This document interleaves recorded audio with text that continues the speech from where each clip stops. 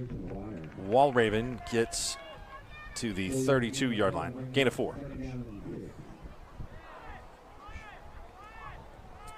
Have quite a few scores coming in already at Skordle.com. Edmond, Santa Fe, and Norman North just a few minutes from here, 7-7 in the early going. Edmond Memorial trying to win their first ever game at their home field leads Edmond North 13-0. A little bit of a busted play, but there's a receiver right there, and he breaks a tackle, and he's into the clear at the 45 down to the 50-yard line.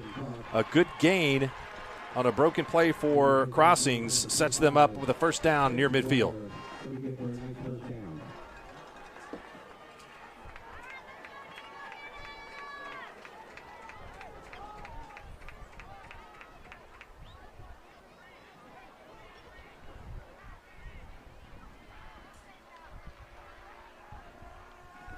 Some other scores. Bixby up 11-0 on Sand Springs in the first quarter. Choctaw playing without Steele Wassel, their quarterback tonight, up 6-0 on Westmore. And there's a big stop in the backfield, and By Job is right around that one. Loss of 5. Also credit Ben Williford. We're going to jump back now to the North Rock Creek Cougars versus the Prague Red Devils, where the score is currently 0-0 with Prague in the pay dirt territory. And that's right at the first down marker. We'll see if Trevor has enough to get it here. Kind of a little jumbo formation there in the backfield as McGinnis loses his helmet and he'll have to come off for a play.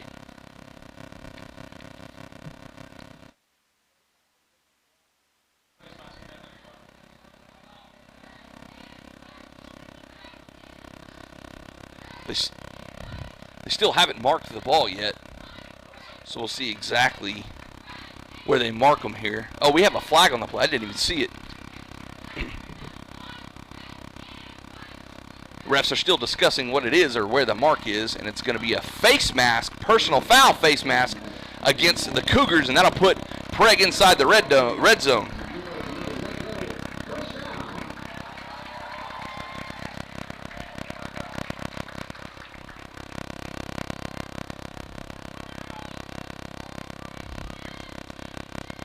Ball's going to be marked at the 11.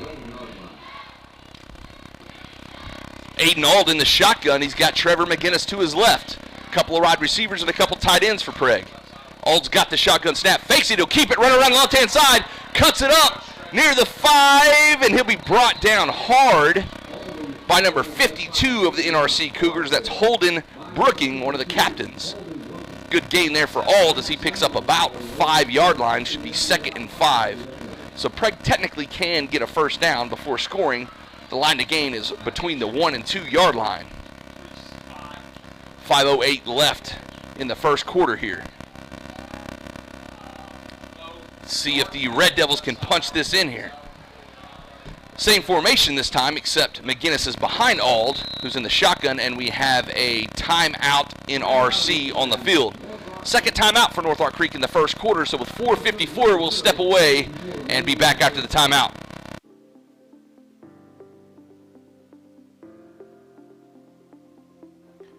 We're going to jump now to the 2A matchup of the Washington Warriors, who are ranked 1 in Class 2A, coached by Brad Beller, with a record this season of 2-0, who they beat Sulphur last week. They're playing the 2A Jones Longhorns, who are coached by Kevin Witt, with a record this year of 0-2.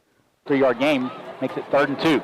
Guys, that's what Coach Beller wants to see out of Cole. It's when he hits that hole. Can he make that cut? Trust that ankle. It's okay. Make that hard cut in the hole. Cantrell with the hard count, unable to get the Longhorns to jump off sides. They come out in their 3-4 defense. Handoff goes to Cole Scott up the middle. Looks like he has enough. Brought down by number 5, Cruz Cranford. But he's going to get the Warriors another set of downs as they inch closer to the red zone.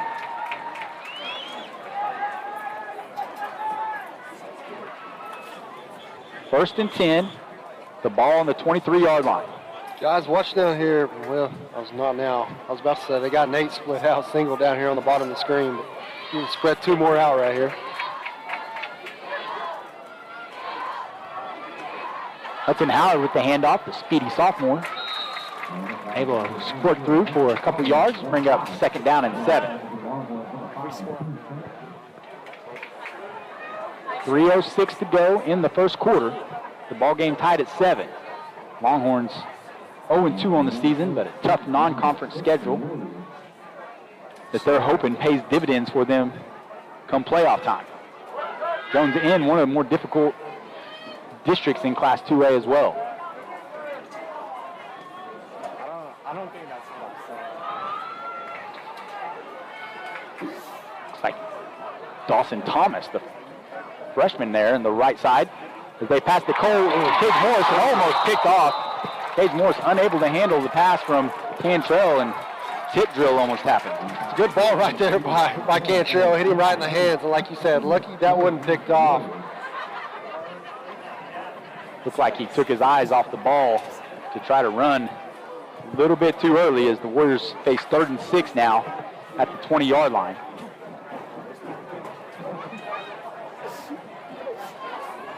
Got to think 2 plays right here.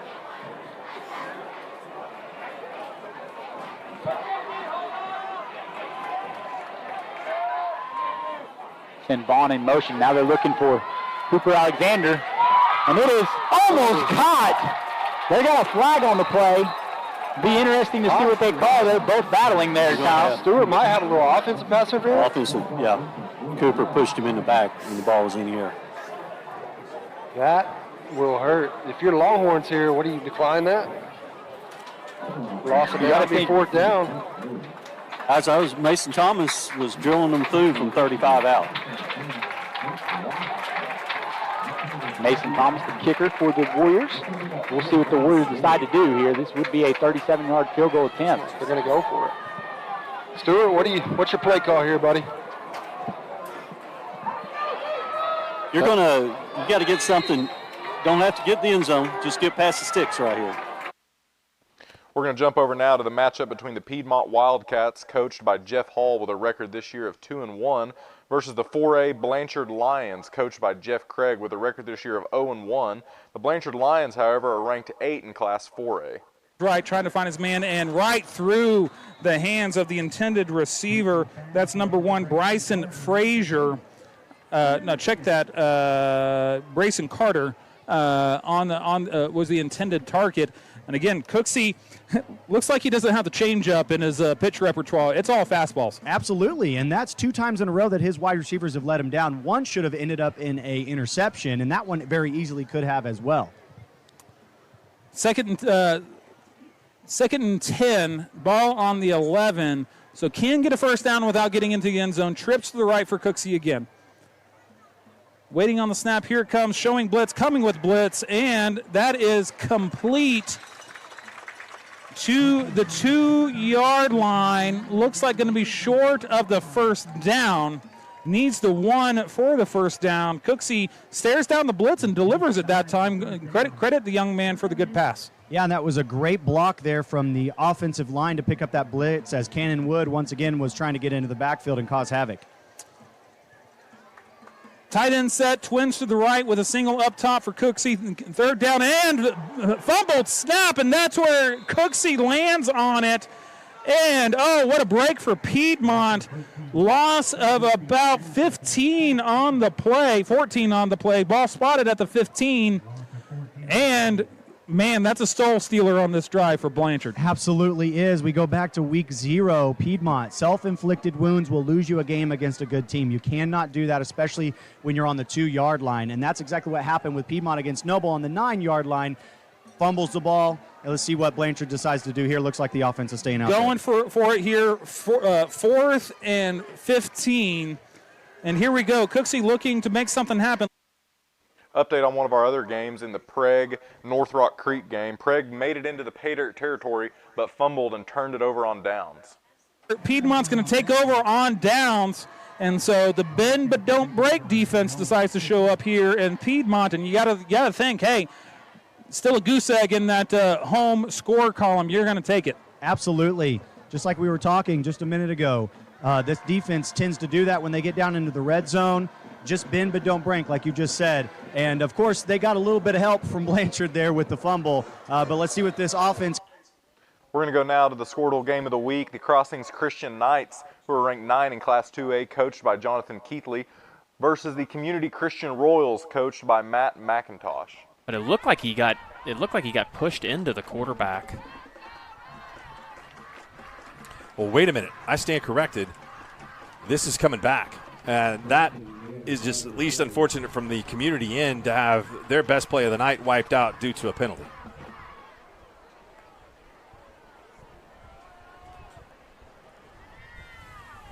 Yeah, that's a tough deal there. Did have a chance to chat with some of the officials before the game and was told that we have to be very we have to praise the officials at all costs. So that was a good call. I let them know if they needed any help upstairs that we could provide that for them when they were walking through earlier on. So this is a good crew with some good friends on it. So that caught, again, what a penalty. This is by far the biggest play of the game that erases what would have been about a 30-yard gain for the Royals and pushes them all the way back to the 20-yard line.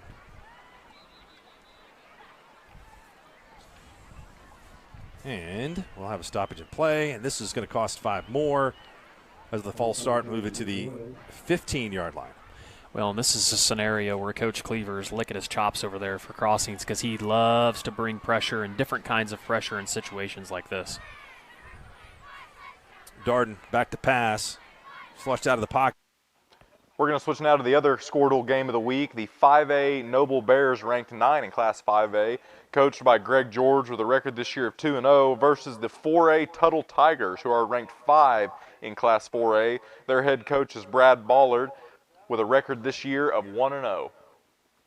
And they stop him right at the, looks like right at the 3-yard line. 2-yard line, Matt. Yeah, it's 2-yard line. I mean, again, this is just, fellas, until we can slow that down, I don't know why they would do anything else. You know what I'm saying? Well, yeah. Last 7 or 8 plays, Shane, have all been to that. Yeah. Falwell right over on the right-hand side. Yeah, that's exactly just, right, Scotty.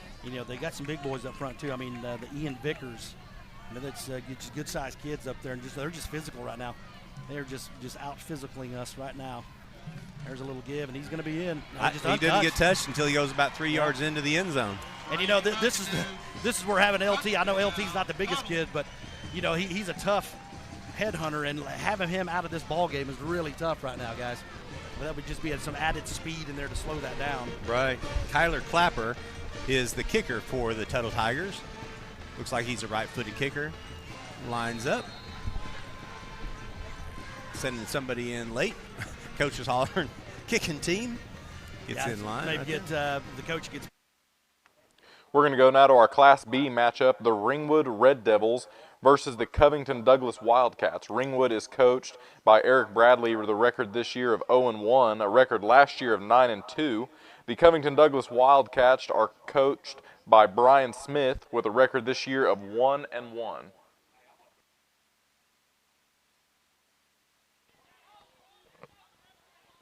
Tight formation. Quarterback gets the snap. Just gets enough yards for the first down.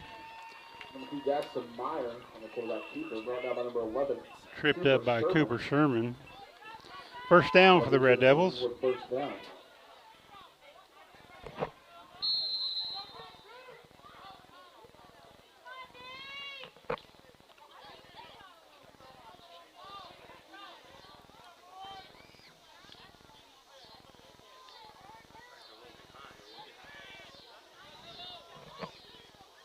Got a receiver, 2 receivers split to the right. Gonzalez in the backfield alongside Meyer. Bad snap. Ball is recovered back at the 46-yard line by Meyer. Loss on the play, second down. Second 16 for the Red Devils.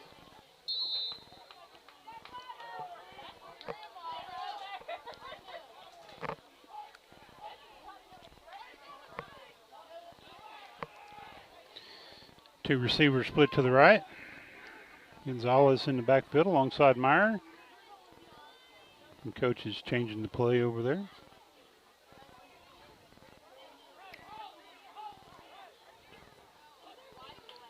Meyer gets the snap. Quick pass over to the right side, falls incomplete, brings up 3rd and long for the Red Devils.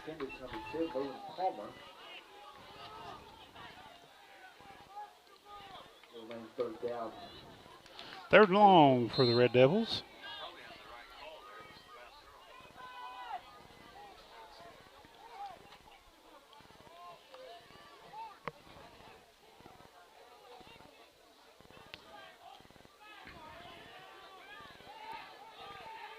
Receivers split to either side. Meyer gets the snap. Back to pass. Brought down in the backfield by Anthony Chartier and Mason Jordan. Major loss on the play. Brings up 4th and forever for the Red Devils. They'll have to punt. Number 15, Cecilio Martinez back to kick the ball away. Gavin Hooten deep for the Wildcats.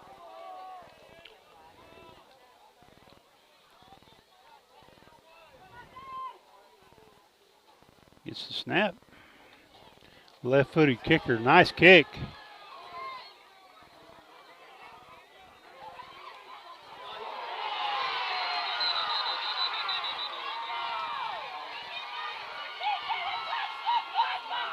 Not sure what happened there, but I don't think Hooten touched.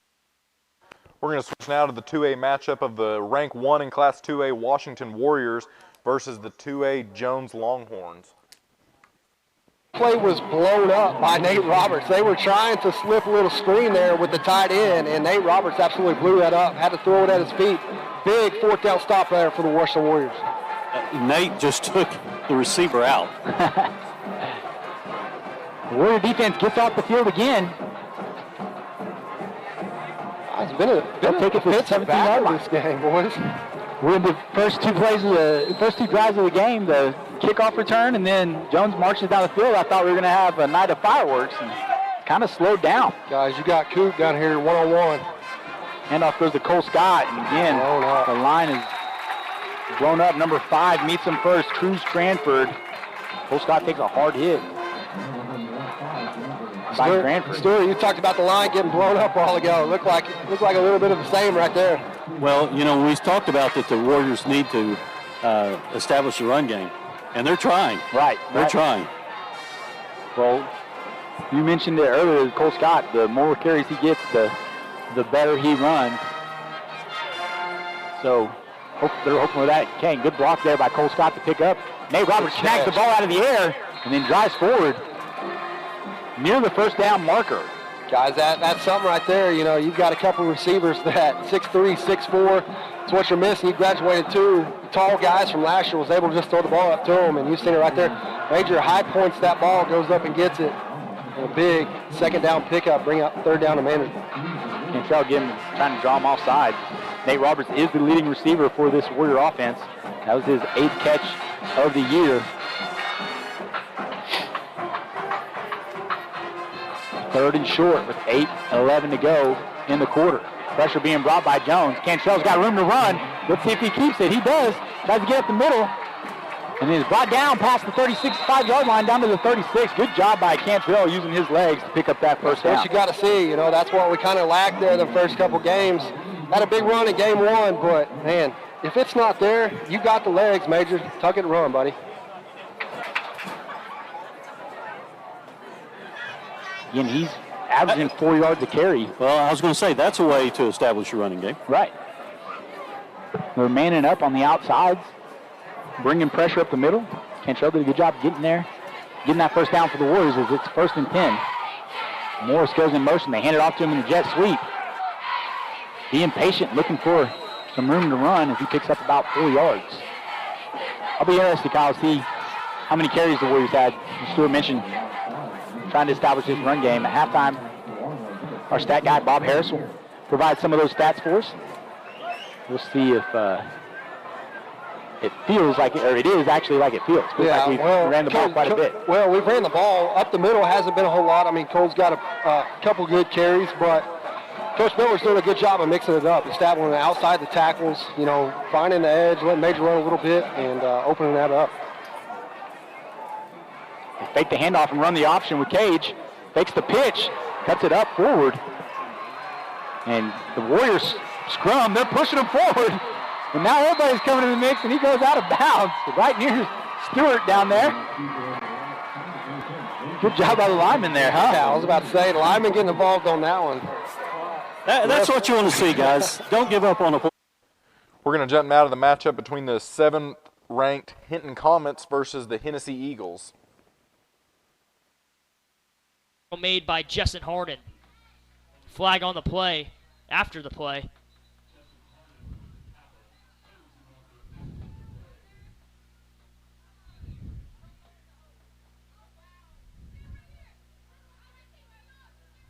We'll see what the penalty is.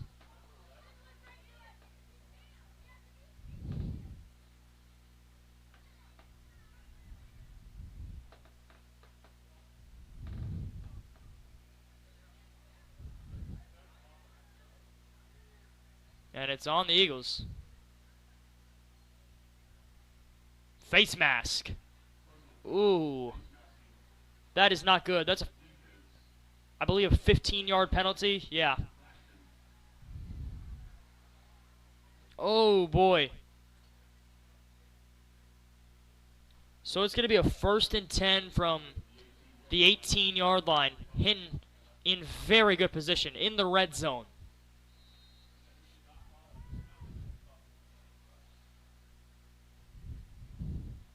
Eagles need a big stop here. They've shown that they can do it, though. And it will be a quarterback run. Good play. Brandon Valles, tackle for loss. No, yeah, tackle for loss. At the 21-yard line. He moves them back 3, and it's going to be a 2nd and 13. They're outside the red zone now. Brandon has completely changed this defense so far this season. Last year he was more of, a safety type, but this year I think he's still, I don't think he's really safety anymore. He's kind of positioned at the edge, like that hybrid safety edge, and he has been a difference maker for the Eagles. And it's going to be a quarterback run. He's going to get to the outside. He has good blockers, breaks off 1, and he gets inside the 5-yard line. It's going to be a 1st and goal for Hinton. And they're, ooh. You just got to hope that they mess up somehow. But with their run offense, they could probably just pound the ball up the middle and gain 1 yard every time and still score. Because it's going to be a 1st and goal from the 3-yard line. So they just have to average 1 yard per carry, and they'd end up punching it in the end zone. Yeah, run right up the middle, and he will be shut down. Weston Smith and Sebastian Gonzalez on the tackle. And I believe that was Jake Wright on the carry, but he is now down.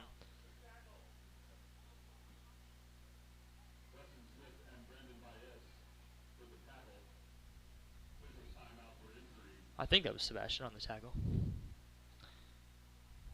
And we will go to a break. Injury timeout. Friend, we've got your back always.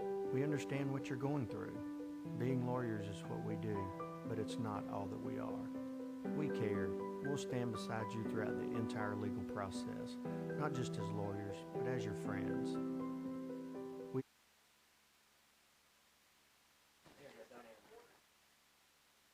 We'll major out of the pocket if it's not there. See some legs. I like that call, Kyle. Got your 2 tight ends here, so run-looking package. They do hand it off to Howard. He's looking for his blocks. Gets popped a little bit. And ball. Yeah, he's holding that ball a little loose. 36. Nick Norris there with a tackle as there's 5 minutes left to go in the half. Warriors face a 3rd down and 7. Guys, it's tough when the running back, as soon as he gets the handoff, he's having to dodge somebody. There's not much of a hole to start with. Yeah, you can't get going downhill. There's linemen in the way.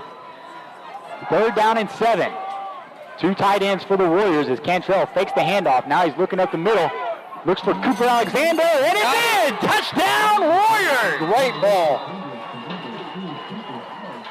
24-yard touchdown pass and catch from Cantrell to Cooper Alexander. So Coop coming out of a shell tonight. That's second or third ball where they went one-on-one, just throwing it up and let him make a play. So big time throw, big time catch right there. Put the Warriors on the high side. That's a special one, too, for Alexander, as that is his first touchdown in a Washington jersey. So I'm sure he'll remember that as Mason Thomas comes on for the extra point attempt. Snap is good. He's down by Jackson Hendrick, but it is wide left. We're going to go live now to the Piedmont Wildcats versus the Blanchard Lions. Progress for a gain of about a half a yard, but Cannon Wood shoved him back almost to the line in midfield. Yeah, that was a nice play there. Garrett was looking to get in the hole there between the guard and the center. Nothing going there. Tried to bump it outside, and there was 4 Wildcats there waiting for him. 2nd and 9 on the play, 3:55 left. You got to think this is a pivotal drive for Blanchard as they get the ball back to start the second half. Trips to the left here, single on the near side with Cooksey in the shotgun with a single back. Cooksey looking to his left, flings it out to the flat, to the running back, gets back to the line of scrimmage, and that is a swarming defense for Piedmont as they sniffed out the flat and absolutely shut it down. Absolutely, and the Wildcats will take that all night defensively in their in the preseason match that they had in a scrimmage against Lawton. It was the same thing. They had a great quarterback and kept everything behind, kept everything in the flat, kept everything on screen plays, nothing down the field, and that's what led to a very competitive match, and they're doing that tonight as well defensively. 3 minutes left, 3rd and 9, here we go. Twins on either side for Cooksey as he puts a man in motion. Cooksey with the play action, left side, finds the slot receiver, and he is brought down right at the 15-yard line. Good enough for the first down. And, hey, credit the receiver. Cooksey found the fastball again, and he reeled it in this time. Absolutely. Got a little bit of help there from his wide receiver, Brayson Carter. Been going to him a lot tonight. We mentioned Laminack, but Carter has been getting involved in all aspects of the game offensively for the Lions. Absolutely. Here we go. 1st and 10 coming for Piedmont, and they're going to take a timeout because they want to see what they can do about maybe stopping this drive. We're going to take it with them. Crossover Radio Sports Talk with a purpose. Going to be right back after this. School or business to purchase a new phone system? Give the experts at Versatile Networks. We're going to go now to the 2A matchup between the Washington Warriors and the Jones Longhorns. Only one catch, about 5 yards this evening. See if they can continue that this drive. Hopefully I didn't jinx them. And that's who they're looking for. And I did jinx them as that gets to the 40-yard line. Well, I was about to say, Tanner Olson's done a good job of jamming him and Marlin up on the line, and right there, you just saw him get off the ball, find that little seam, and big-time pitch and catch right there on first down. Guys, he made a catch earlier, about a 20, 25 yard. Very first drive. Oh, that's right. Yeah. That was when we were dealing with sound issues. Yeah. But it looks like he's only good for one play, so that's good. So he comes off the field. 1st and 10 for the Longhorns at the Warrior 40-yard line. Twin receivers to the left, single receiver on the right as Creasy takes the snap, hands it off to Cale Clark. He has nothing going as the Warrior defense smothers him. Nathan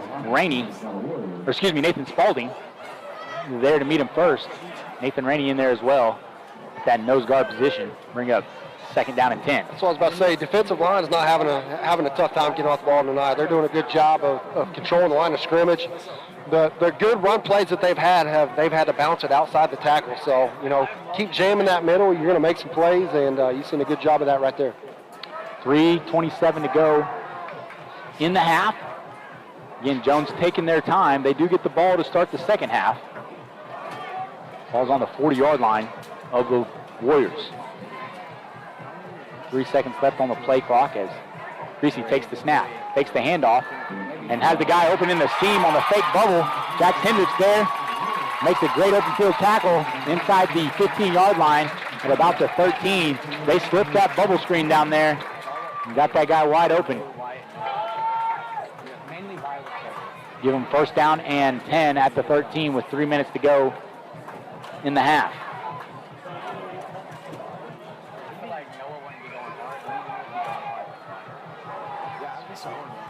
Longhorns taking their time, getting to the line of scrimmage. Got 12 down here. Tatum Wilk in the game. Very youthful secondary for the Warriors as they hand it off to Clark. And nice tackle there. Mason Thomas getting in that outside linebacker position. Guys, neither offense is established any kind of middle run game. Both defensive lines are doing an excellent job of shutting that down.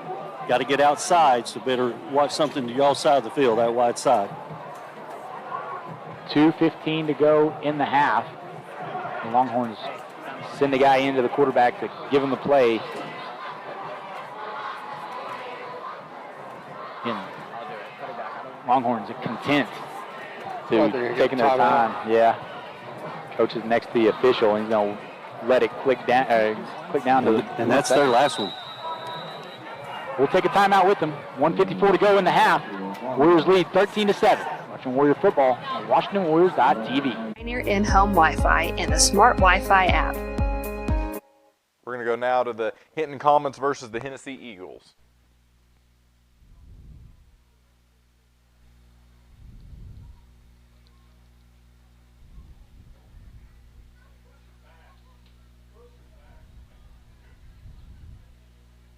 Wait, what? Holding? I thought that was a 10-yard penalty. I was going to say.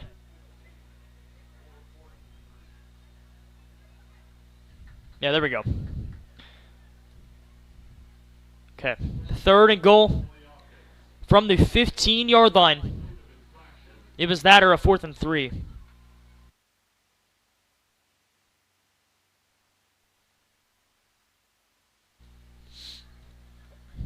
We'll see what they... I assume they're going to pass it, but they only have one receiver out. Oh, no, they have two. They have two. Both on opposite ends. I don't think they're going to go to the middle of the field. Yeah, it will be a fade in the back of the end zone. Did he catch that? Did he catch that? Yes, he did! Oh, my, what a grab. Oh, wow. Number 10.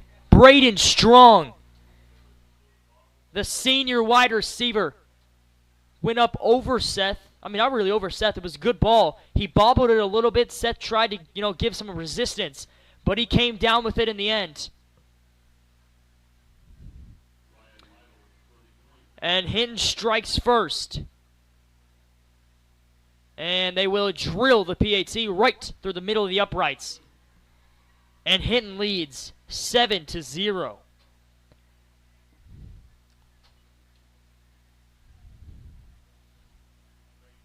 Man, what a catch. I mean, but now, I mean, this is where the offense for Hinton will shine, essentially.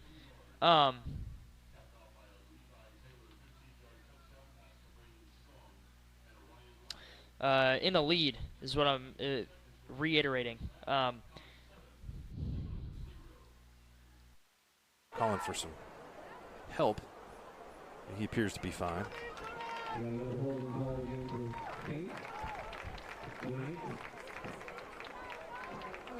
Well, the Knights continue to march backwards here, but the clock continues to expire in the end of the first half.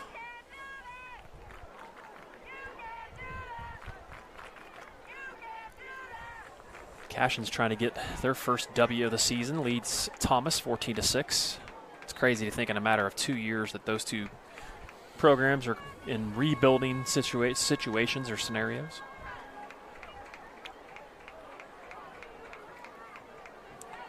Shillelagh is a wooden walking stick and club or cudgel, typically made from a stout, knotty blackthorn stick with a large knob at the top. You see that picture, that's impressive. It is a traveling trophy.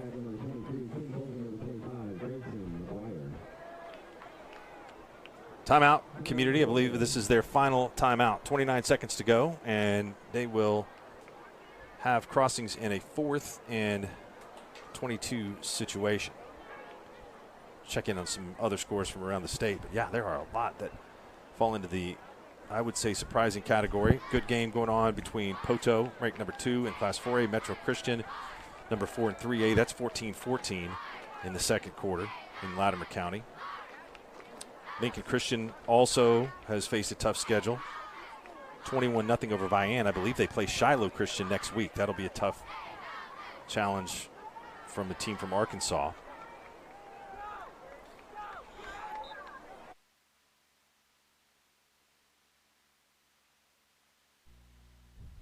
And he will roll out to his right side. Pass downfield to the open Seth Simonik. Toe tap and inbounds.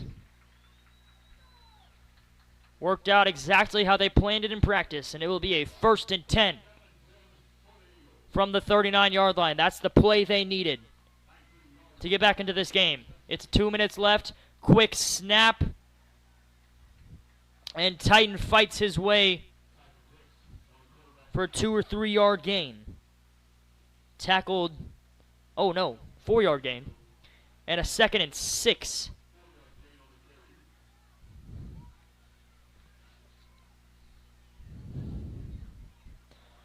From the 35-yard line. 1:30 left to play in the half. They got to go quick. And it will be, good play. He faked the slant. Touchdown, Eagles. What a route. What a ball. Oh, my, 35-yard touchdown. Slant Cobra. I called it slice last time that call, was called. Great job by Taylor Ladwig there commentating for the Hennessy Eagles. We're going to jump now to the North Rock Creek Cougars versus the Prague Red Devils. See where they mark it. It's going to be a first down. Be 1st and goal from the 10-yard line for Prague.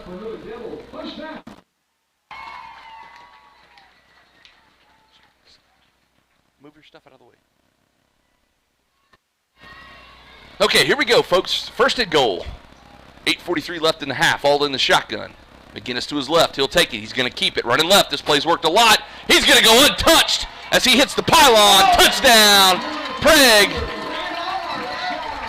With 8:33 left in the half.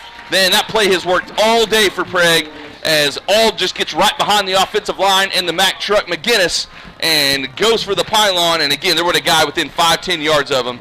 And that'll give Prague a 3rd touchdown of the game, 20-12. We're going to switch back now to one of the game of the weeks this week, the Crossings Christian Knights versus the Community Christian Royals. Last year. I believe that would bump Community Christian up quite a bit. I believe they have 3 tubas tonight and only 1 for Crossings. So, and if you don't have any tubas, then you play 8-man, right? You play, yeah, you're down in the low classification.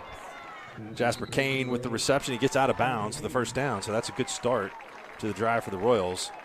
A gain of 11 and only 5 seconds off the clock. I'm all for a good band. I watched their band march into the stadium, and they're a well-oiled machine, I can tell you that much. Got nice-looking uniforms for the band.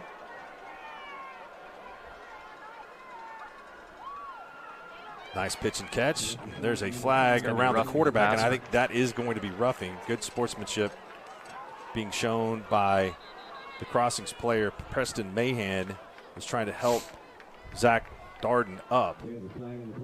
Darden wasn't quite ready to get up yet. But that was a nice across-the-field throw to Braxton Hartsock. And I'm not so sure. Did they stop the clock for the penalty? I think they should, obviously, but they should wind it unless he went out of bounds. He didn't get out of bounds, so they're going to have to wind it after they assess the penalty. I'm not sure if Corey Rogers is an amateur astronomer, but it looks like we have a full moon rising in the distance. That could be the responsibility for tonight's scores. No clock. The clock is starting now. That looked like a hold. Oh, wow, what a play. Just an outstanding rush to get back there to the quarterback by Preston Mahan. He was the one that drew the penalty, and that will end the half as he got past his man and was able to get Darden back to the ground. So give Mahan a lot of credit for being a force on that offensive front and defensive front as well for Cross tonight.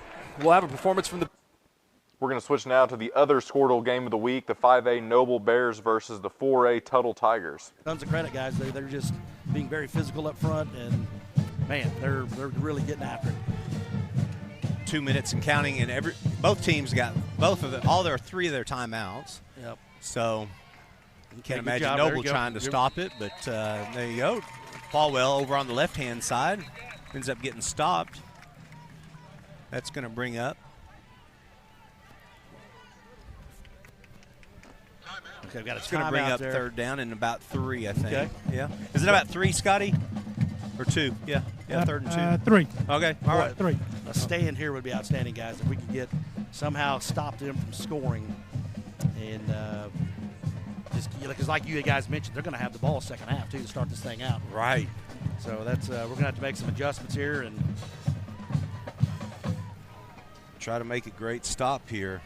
Well, again, go back to the trivia question if you guys want to answer it and you want some Sweet Canay, which is a great bakery right there in Noble. And Tara is a awesome cook, and she will help us out with a gift certificate. But it is the Noble has played Tuttle 2 times in the past. The Bears have lost both games to the Tigers, and Noble has only scored 1 touchdown against the Tuttle Tigers ever, Shane. That's great. Well, before tonight anyway, and I'm talking about varsity football, but it was a pass. You know who threw it? I do, again, just because Randy Kersey told me. Oh, okay, all right. Well, do you know who caught it? I do, but again, 2 for 2. Randy giving me the info there. All right. I was there, guys. Oh, you were. A little bit of a hint. That's a hint, folks, right there. I was not in uniform. All right, here we go. It's just got to be Falwell. Oh, it's a fake. Here we go. Looks like it's going to pass right on the flats. Number 34 gives a stiff arm, and he steps out of bounds. That's going to stop the clock right at – Scotty, help me out with the yardage. He is at the 7-yard. Yeah. 7-yard line. Okay. All right. Good design there. So they fake the give to Falwell. Dennis rolls back to their sideline, and he finds Jake Tucker kind of in the flat. And, again, Jake Tucker, good-looking athlete. Yeah, he gets that ball, gets upfield quickly, able to get that first down. He's a senior as well. They've got about 15 seniors. I counted all their banners that they have over there on the side, the ones that are right in front of Jason White and Blake Jarwin. That's absolutely, right. man. OSU kid, right? Yeah. Good Jumps right over the top. That kid has just tremendous balance, man. I mean, he completely came off his feet, ball away from his body, and thought he was going to dive in there, but we were able to bring him down about the 1. So yeah, 1 line, Shane. Yeah, it's with 1:15 left in the second quarter. Tuttle Tigers are definitely in the red zone right now. Dennis looks to hand off right over on the right-hand side. And the official throws his hands up, and that's a score for McAdoo. Wow. That would be his 3rd, if I'm not mistaken. And that leads the Tuttle Tigers 34, Noble Bears 13. Okay. There, and number 3, Aiden Ald. Number 2, Colin Brown set to punt it for the Cougars. He'll be standing near his own 30. Good snap. Kick is up right in the middle of the field. Good hang time, and it'll just die near the 35, 34-yard line of Prague, and that's where the Red Devils will take over with plenty of time left to score again. 7:24 left into half. If you're just joining us, 21-12 is the score.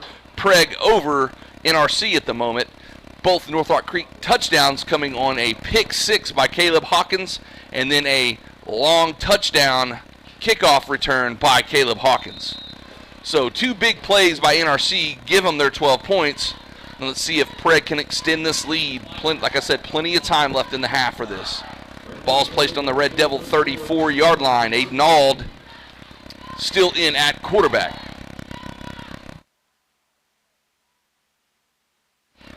McGinnis to his left, and he's got 2 wide receivers, 2 tight ends. Ald's going to keep it around the left-hand side. McGinnis stops, blocks 1. Aiden could be loose again as he crosses the 50, crosses the 40, and he's drugged down by number 22, Caleb Hawkins, on a touchdown-saving tackle, and that'll be good, well enough good for a first down.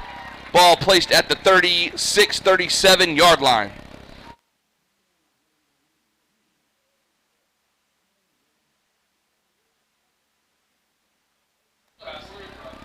So 1st and 10 from the 37 yard line. Same formation for the Red Devils. Ald's going to hand it to Trevor McGinnis. Oh, big hole up the middle. Trevor's running. Still loose across the 20, 10, 5. Touchdown, Red Devils. Number 2, the Mack truck, Trevor McGinnis.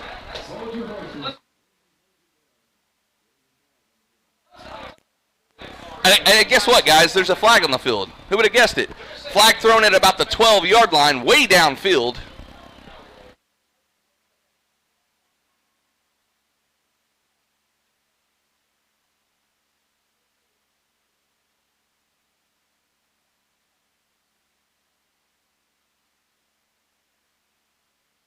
Officials huddling near the 12-yard line, near where the flag was thrown, and the Red Devils are backing up. I'm sure it's holding.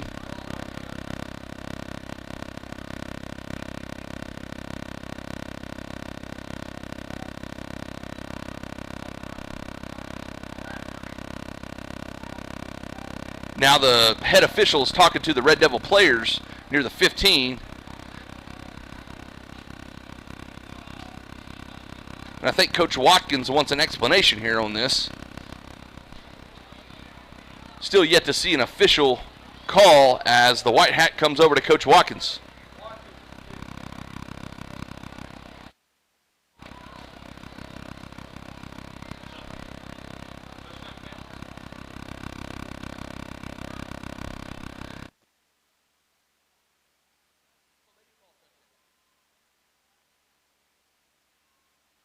Okay, so the touchdown is going to stand, it looks like.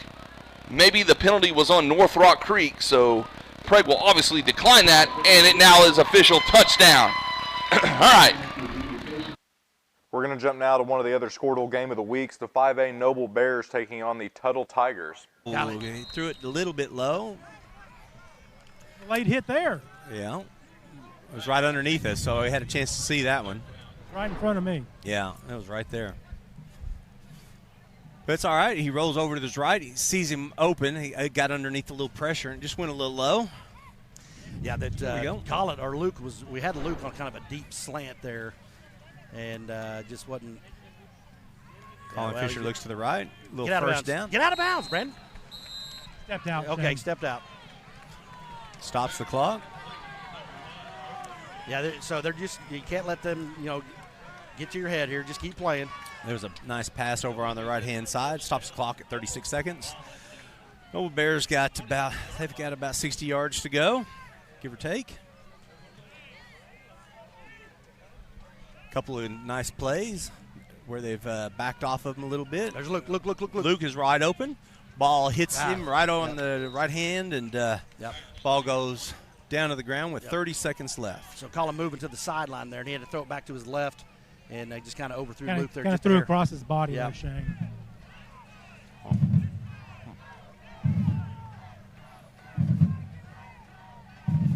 Yeah, it's a tough play there. Well, that brings up 2nd and 10. We've had some technical difficulties coming from the Alva Fairview game. The Fairview Yellow Jackets are ranked 3 in Class A, and they're taking on the Alva Goldbugs. Fairview is coached by Robert Bernard this year, and they have a record this year of 1-0, with a record last year of 11-1. The 2A Alva Goldbugs are coached by Dave Foster, with a record this year of 1-1-1, with a tie against Chisholm, with a record last year of 4-7. The score update to that game: in the second quarter, Alva is down 12 to Fairview's 33.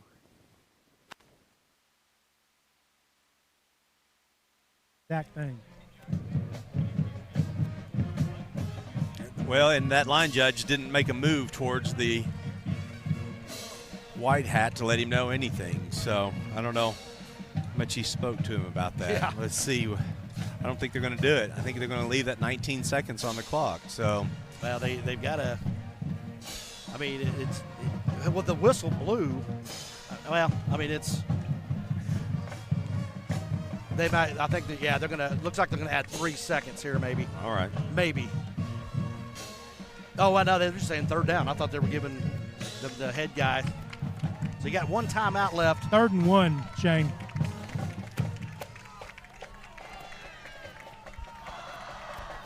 Well, on the trivia question, it showed that we've only scored once against Tuttle the entire time that Noble's been in existence. Well, now in this game, we've at least scored twice. That's really positive news. Yeah, that's right. Right?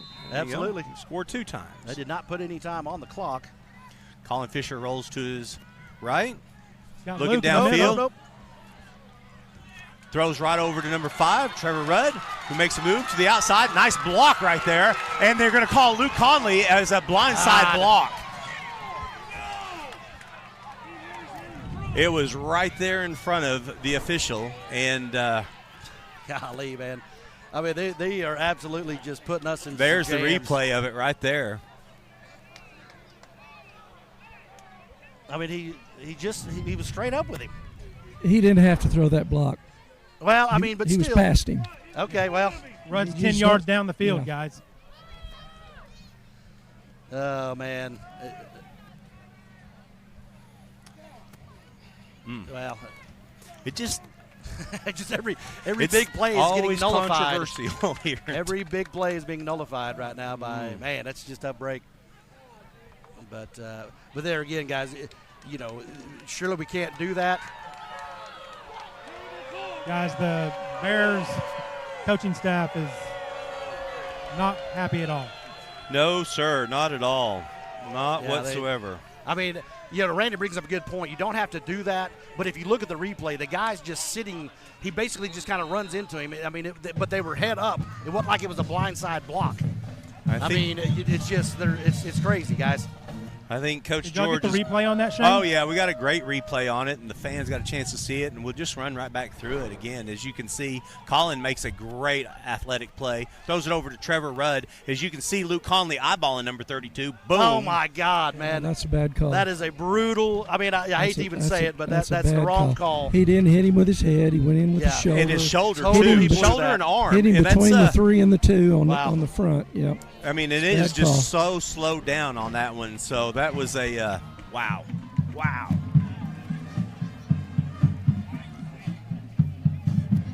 Well.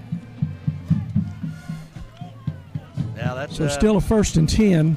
Well, they're going to have the prevent now. They're going to line it back up the goal line here, and then I don't think you do anything crazy here. They're probably just going to. Colin Fisher claps his hands, looks over to the left. Sees. Yeah, I mean, that's just. Well, I mean, did he not just. Okay. Oh, my God, man. It's just. It's something. This is way out of hand. I don't know. I mean, it's right there in front of him. Oh, well, you can't change it up here, so nothing we can do. Did Colin get hit late again, No, guys? absolutely. He went flying. So. With 1 second left on the clock. Yeah. I'm just down it. I mean, there's really not much you can do at this point. Gets a little time. You know he can heave it all the way to that end zone. Yeah, you're right. But let's get a jump ball. You're going to have some time to do that. Yeah, you got to have a little bit of time. And, they have a 3-man rush here, so they're going to have 8. Probably just, you got the backers kind of dropping back here. I say Logan Kirby's going to catch this ball if he's got time. Nope. And it goes incomplete, out of bounds, and we're going to the half, 35-13. Coach Monroe is here. Monroe, is here, and he is going to be our halftime interview. We hope you guys stick around. We thank you so much for joining NobleBears.tv, and we'll be right back with the interview.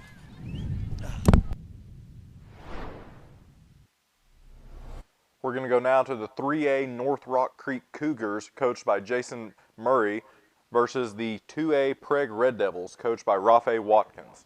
For Preg, kick is up, and this one is no good. He missed it left with 4:55 left in the half. 33-12 is the score, and we'll be back with the kickoff.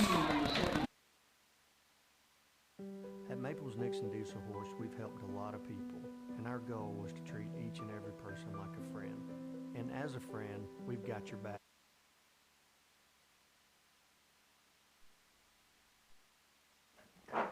While some of our teams are on commercial break, we have some halftime score updates for everybody. One of the Skordle Game of the Weeks, the 2A Crossings Christian Knights are leading 7-0 against CCS Royals. Another halftime score for the other game of the week, the Noble Bears, who are ranked 9 in Class 5A, are down 13-35 against the 4A Tuttle Tigers. Another halftime score update, we have the Hinton Comets versus the Hennessy Eagles. In a close game there at half, the Hinton Comets are up by 1 point in a 7-6 score at half.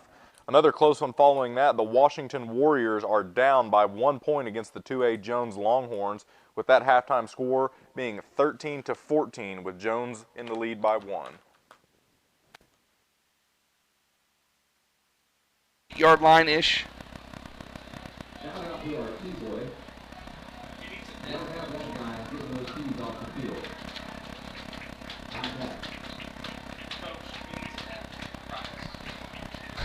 Legal procedure by the offense for the kick out of bounds. I think that just moves them up 5. Again, the ball will be placed at the 39-yard line of NRC. 1st and 10 with 4:53 left in the half. 33-12 is the score. Prague out in front of the Cougars. Brown is the quarterback. Caleb Hawkins is now back in at tailback. Three wide receivers for Brown. Low snap, Brown's looking to throw.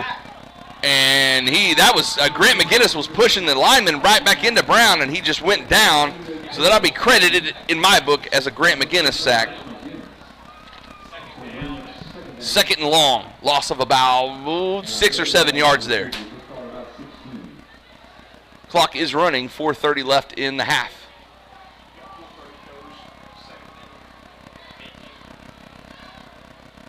Brown's going to stay in the shotgun here with Hawkins to his right. 2 wide receivers, 1 left, 1 right. Brown hands it to Hawkins straight up the middle, and he'll get a few yards as Dex McKee, Grant McGinnis, and Burris, I think, were all in on the tackle there.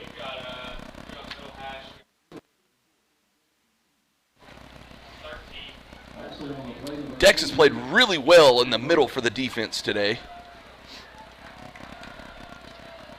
He's pretty much been getting through the offensive line in North Creek all night. 3:45 left and counting. Brown still in the shotgun with Hawkins to his left. Twins left for the Cougars. Couple of tight ends. Brown's looking to throw, rolling left, and he's in trouble. Burris nails him at the 25. And big 88. Matt Burris credited with the sack for the Red Devils. And they're going to have to punt, and Prague's going to get another shot at this before half.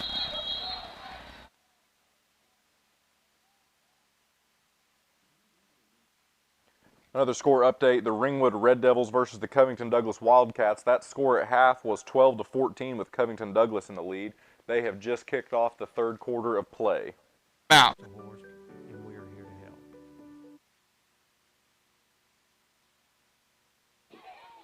Griffin split to the right. Hooten comes in motion. Jet sweep. Cuts her upfield. Gets the ball down inside the 35-yard line. 1st and 10 for the Wildcats. First down. Miguel Tarango checking into the game, replacing J.C. Hooten.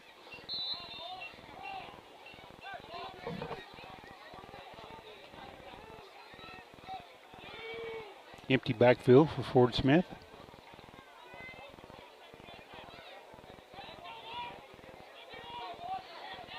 Tarango comes in motion. Flare pass to him. Cuts it back upfield.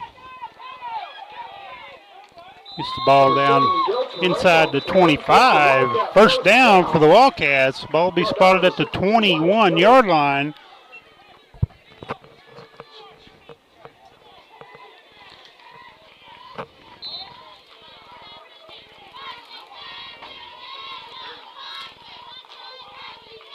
Hooten comes in motion, gets the snap on the jet sweep. Gain of about 2 on the play. Call it 1, makes it 2nd and 9 for the Wildcats.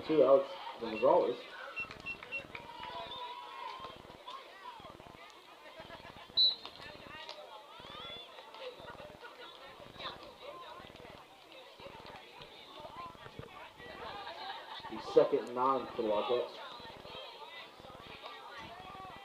Tarango and Griffin split to the right. Tarango comes in motion, Hooten in the backfield alongside Ford Smith. Fumbled snap. Fumble on the play. Wildcats will recover. Brings up 3rd and 10 for the Wildcats. 3rd and 10 for the Wildcats. We're going to switch back now to the North Rock Creek Cougars. Head coach Jason Murray versus the 2A Preg Red Devils coached by Rafe Watkins. Against Preg, that'll be their first.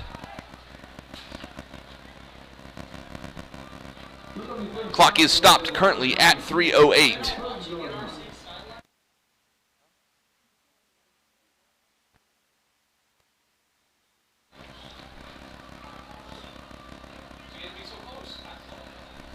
All right, here we go. 2 tight ends, 2 wide receivers. Alden, McGinnis in the backfield. Ald's got it in the shotgun, turns, fakes the handoff. Ald's going to keep it straight up the left-hand side of the middle of the line as he'll get about 7-8 yards here. Number 22, Caleb Hawkins on the tackle for the Cougars. And he'll get just inside the 25-yard line down to about the 24.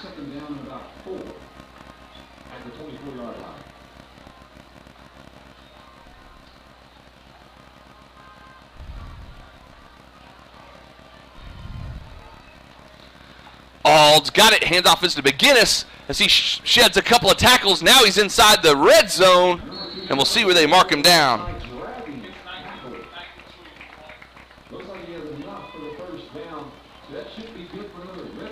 First down and 10 inside the red zone as we hit the Skordle pay dirt.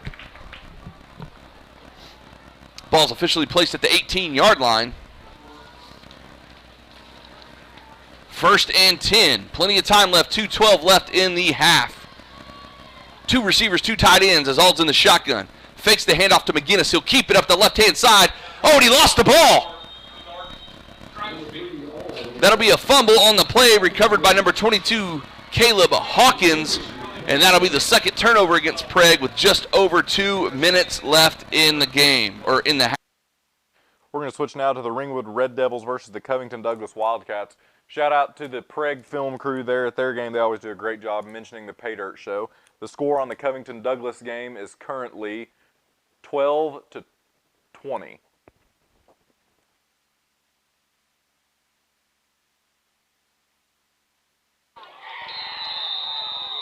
Wildcats fumble, turn it over. Not quite sure what happened there, but we fumbled, they recovered.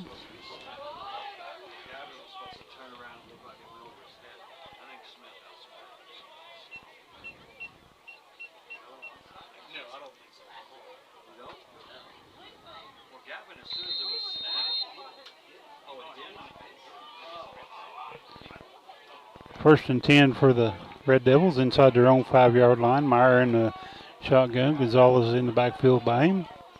Meyer takes his quarterback keeper up the middle to about the 10-yard line. Brings up second down for the Red Devils. Brought down by number 4, Gavin Hooten.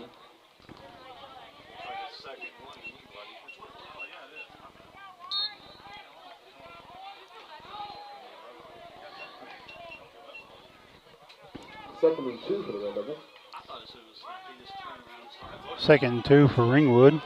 Meyer in the shotgun. Gonzalez in the backfield beside him. Flag on the play. Be offsides will be the call against the Wildcats. The offsides will be called for the Wildcats. 5-yard penalty. Result of the penalty is a first down for Ringwood.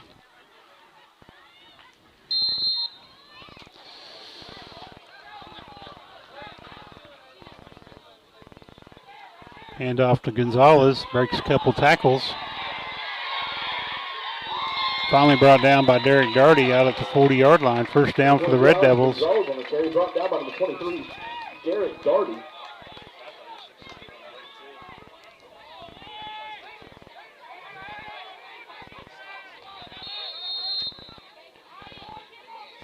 Red Devils look to go fast. Hand off to Gonzalez, hitting the backfield. Maybe lost a half a yard or so. Solid brought down by Packer Wildcats. Cash Pearson in on the stop. Second down for the Red Devils.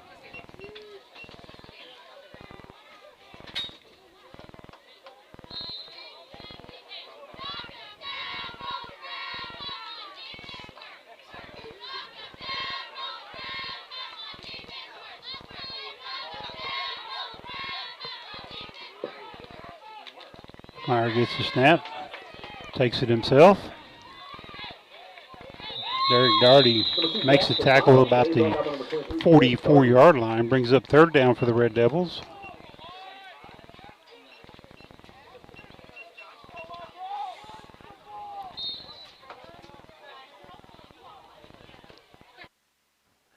We're going to switch now to the game of the week, the Crossings Christian Knights versus the Community Christian Royals, where they're just coming into the third quarter of play. A halftime update on the Fairview Yellow Jackets versus the Alva Goldbugs. That score at half was 47-12 with Fairview in the league. If we are having some technical difficulties with that game, if you wish to watch the Fairview Alva game, you can watch that at fairviewyellowjackets.tv or alvagoldbugs.tv. Athletes, so. Oh, wow, look at that the was a move cut. Joe made. Oh, my goodness. He is into the clear and makes another move, and he's brought down at the 40-yard line. Golly. And a great tackle by Bennett Baker, the quarterback, who I think just dove down and hoped he got a shoe, because other than that.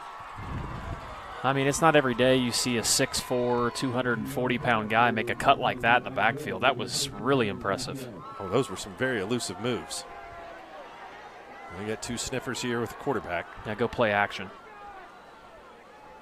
And Job is breaking tackles again. It gets brought down. Nice tackle made and a great stop by Cole Crawford, the senior.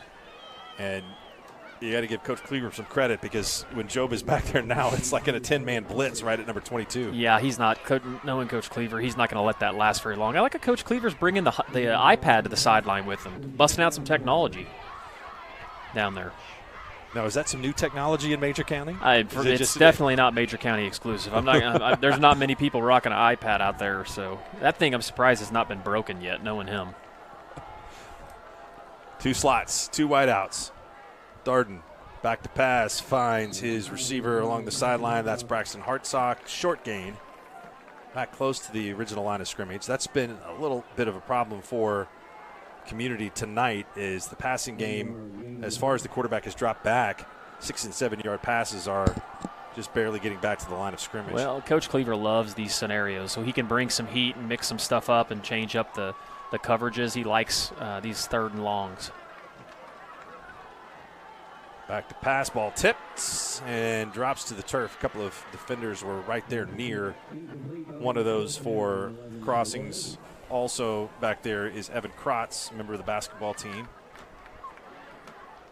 So I got to tell a quick story on Jerry. It was 2 weekends ago. Fairview hosted their first annual alumni flag football game at Fairview. It was a fundraiser for the American Cancer Society. Great. And Jeremy came back and played in it. I give him credit.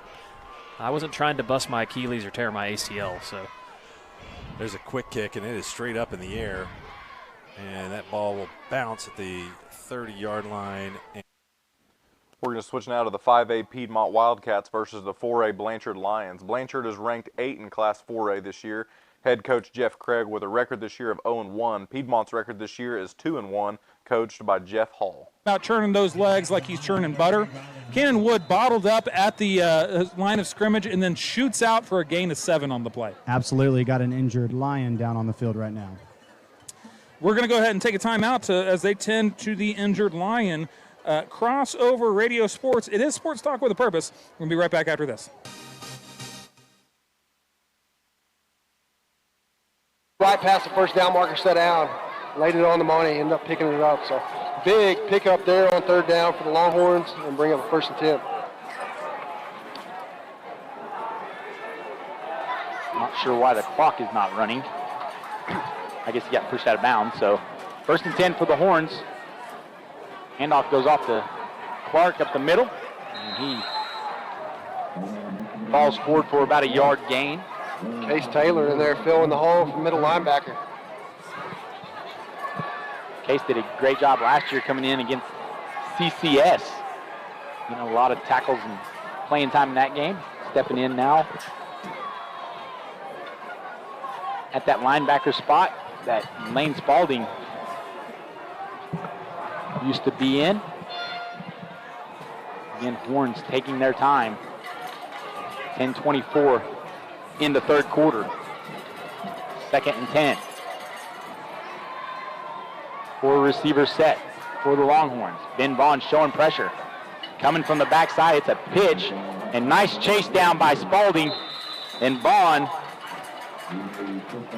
Get it credit Milner on that. He strung that out well and made him turn it back up. And the Warriors right there to bring him down. Guys, that's what you like, though. You like Milner push that. You got Ben Vaughn, got the speed. You saw it right there coming off the edge. Almost met him in the backfield and was able to run him down. Good job by the D right there, forcing that to the edge. Another 3rd and long for Jones as the Warriors try to get off the field. Got Wilk out of the ballgame. Got Marlon Moore down here on the corner back in the ballgame. Pressure being brought by the linebackers. Throwing it deep over the middle to Braden. And great play by Tanner Olson, step for step in coverage to knock the pass away intended for Braden Scott. Stewart, that was a great play right there, step for step with him. You saw the receiver reach on the other side and pull his jersey back. Could have had a shot at an interception right there. Yeah, it's a great play. Finally what you want to see, step for step. Look back when the receiver look back. 4th down and 11 as the Longhorns go back to punt, back to receive. Looks like Ben Vaughn at his 41-yard line. Pretty good punt by the Jones Longhorn. That's what you want right there, guys. Good little defensive stand other than giving up that 3rd and long right there. Giving yourself decent field position to start out right here, get this offense back on the field. That's what you need. You said it right, Kyle. You get a stop, now you got good field position. Let's go put this one in the end zone. Warriors will take over at their own 49-yard line. Best starting field position they've had all game. 9:18 to go in the third quarter as they are down 1 against Jones. Cantrell takes the snap, hands it off to Cole Scott. Good blocking on the outside. Gets it near the 50-yard line. Unable to get any more than that as the play was stretched out. Tackled by number 30 for the Longhorns, Mason Cruz. Guys, watch Cage Morris this half. I'm calling him out to have a big half. He had a couple shots, really open a couple times there in the first half, just couldn't come down with it. So look for the Warriors to keep going to him and look for him to bring some in. We throw a little pitch out to Cooper Alexander on the hitch. He's able to pick up about 6 or 7, make it 3rd down and 2. They're playing way off of Cooper Alexander. I was just about to say that. You got to like that, them playing off the ball. You know, throw it to him, let him make a play. You'll see that again if they keep playing off the ball. They're single coveraging him out here. I think their coach just kind of caught that after. You seen that coach out there yelling at that second outside linebacker. 3rd down and 2 for the Warriors. Morris goes in motion. They hand it off to Cole Scott in the middle. He's got some room. There it is. Slides past the defender and gets down to about the 34-yard line and gives the Warrior a 1st down. Great job by the line right there, guys. Open up a big hole. Put it in Scott's hands. Let him get 7, 8 yards of pop and big 1st down right there. Pick up.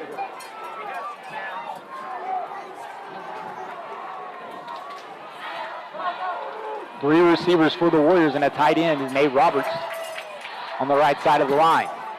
Cole Scott behind Cantrell. They fake the handoff to him. He's got Nate Roberts in the middle. Touchdown, Warriors! Wide open.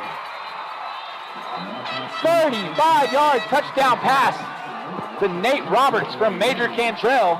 Puts the Warriors on top. Going for 2 guys. We're going to jump back now to the 5A Piedmont Wildcats versus the 4A Blanchard Lions. Again, Blanchard is ranked 8 in Class 4A as of the preseason VIPE poll. Pitch, fakes the pitch and gets stacked up. Gain of 3 on the play. Let's call it 3rd and a long 5. Probably should have pitched the ball there. Had a lot of room on the left side. Only one defensive back over there, but he was covered by a blocker. Probably could have gained some leverage there. At least could have possibly got a first down, but we'll see what the Wildcats can do here. 3rd and 6. Mars under center as Cannon Wood is in the backfield, positive side of the field. Got to think you're probably looking at two downs here.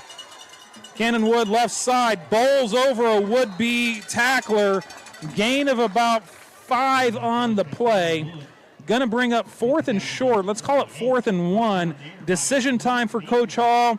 Looks like it's no decision because the offense is staying right there on the field. Absolutely. You're in that no man's land right now. Probably don't have a big enough leg kicking into the wind to get a field goal here. Keep the offense out. 4th down and short. Here we go. Wood in the backfield. Big time 4th down early in this 3rd quarter. And there's that quarterback sneak where Josh Mars just lines up under the center, just falls forward, and then Cannon Wood comes behind him and throws him like a javelin. Yeah, he's just going to pick him up and start carrying him here in just a minute and maybe carry him all the way to the end zone. Maybe. I'm going to have to check the ruling on that. Can you do that in high school? I don't think you can. Probably I not. think you can push. I think you can push and not carry him like he's an overnight bag. I mean, I definitely believe that. I think Mr. that Cannon Mr. Wood could do that. it. Absolutely. Yeah, no, I mean, listen, Cannon Wood and Talanoan, those are two guys. We'll get you all the milk money. Don't even worry about that. Here we go. Izzy Robles in the backfield, left side, testing that left side. Once again, that one last tackle. Otherwise, they're looking at pay dirt, but 2nd and 6 coming up. And it looks like, this kind of, thunder and lightning, fire and ice that we get from Wood and Robles has been one of those things that, keeps defenses kind of guessing. Yeah, and you get a different look with Robles that you do with Wood. Wood is he's gonna hit you. He's not gonna try to get out of a tackle. Izzy's more of a shifty running back, and he's a few moves away from just breaking a big one. Mars under center, single up top, Robles in the backfield. Mars play action to Robles, keeps it on the left side once again. Let's call it a gain of 3. That's going to bring up 3rd and maybe a long 2 based on kind of what I'm seeing here. Yeah, about 3rd down and 2.5, we'll call it for sure. And that's good. You want to be here with this offense. 3rd down and short because, once again, we've already seen they can get 3, 4, 5 yards with that little quarterback sneak they've been running with Mars. Also, still think that this is probably 2-down territory, probably just outside of your range of your kicker. And so let's see what happens here. Mars under center, Robles in the backfield. Someone blowing that air horn. Robles, carry on the left side, needed 3, maybe 3 and some change. Gonna depend on the spot, really needs the 15-yard line. Looks like the near side judge is gonna spot him just for it. Another 4th down decision, but another non-decision. Absolutely. Stacked up at the line of scrimmage. Let's see if they go back to this quarterback sneak that they've been doing every time on 4th down tonight. 4th and less than a yard coming. Mars on the sneak, falls forward, jumps over the 15-yard line, and that's where they're spotting it at the 14. Good enough for the first down. And, man, that's just one of those plays. It just doesn't seem like the Blanchard defensive line, when it's, 3 yards in a cloud of dust, that Piedmont's Jimmys and Joes just have the advantage. Yeah, and with this 3-4 defense, they don't have the nose guard was off the center there, so it's wide open for Mars. There's nobody there to even stop him. Mars under center, Robles still in the background looking at the play at the sideline. Single receiver closest to us, ball on the far hash. 21-13, 4.5 left on this opening possession of the second half. Handoff is to Robles, and he's bottled up on the second level. Gain of 3 on the play. And that's one of the first times that we've actually seen Robles actually kind of got sure tackled on that one. Absolutely. Let's see if they go back to Wood here or they're going to stick with Robles as we get closer here to the end zone. 2nd and 7 coming up. Whitworth is your closest receiver. Robles in the backfield as well. Here is Mars under center. Option play to Mars, cuts it upfield, makes a move, and shoestring tackle, gets to the 10. Looks like another gain of, let's call it 3 again. Gonna make it 3rd and 5. Now it's starting to become decision time. Absolutely, and that was a nice tackle there from number 3, Jackson Laminack. He misses that tackle. Mars is in the end zone. That's absolutely right. 3rd and 5. If they don't get this first down, you got to think that at that point, Coach Hall's got to think about it. Here we go. Looking to get that cheap 5 yards like they do, putting the A back in motion. Now looking to the sideline for the call. We got it. Mars under center. Robles in the backfield once again. Here we go. Fumbled snap, and Blanchard falls on the ball at the 15-yard line. Didn't look like Mars was ready for the snap. Miscommunication between center and quarterback. And that, my friends, is a stomach punch. Once again, self-inflicted wounds in the red zone. Cannot fumble the ball on the 15-yard line, especially after you just chewed off about 8-9 minutes on the clock. And looking. We're going to jump over now to the Class B matchup this week. The Ringwood Red Devils, coached by Eric Bradley, with a record this year of 0-1, versus the Covington Douglas Wildcats, coached by Brian Smith, with a record this year of 1-1. That halftime score was 12-14.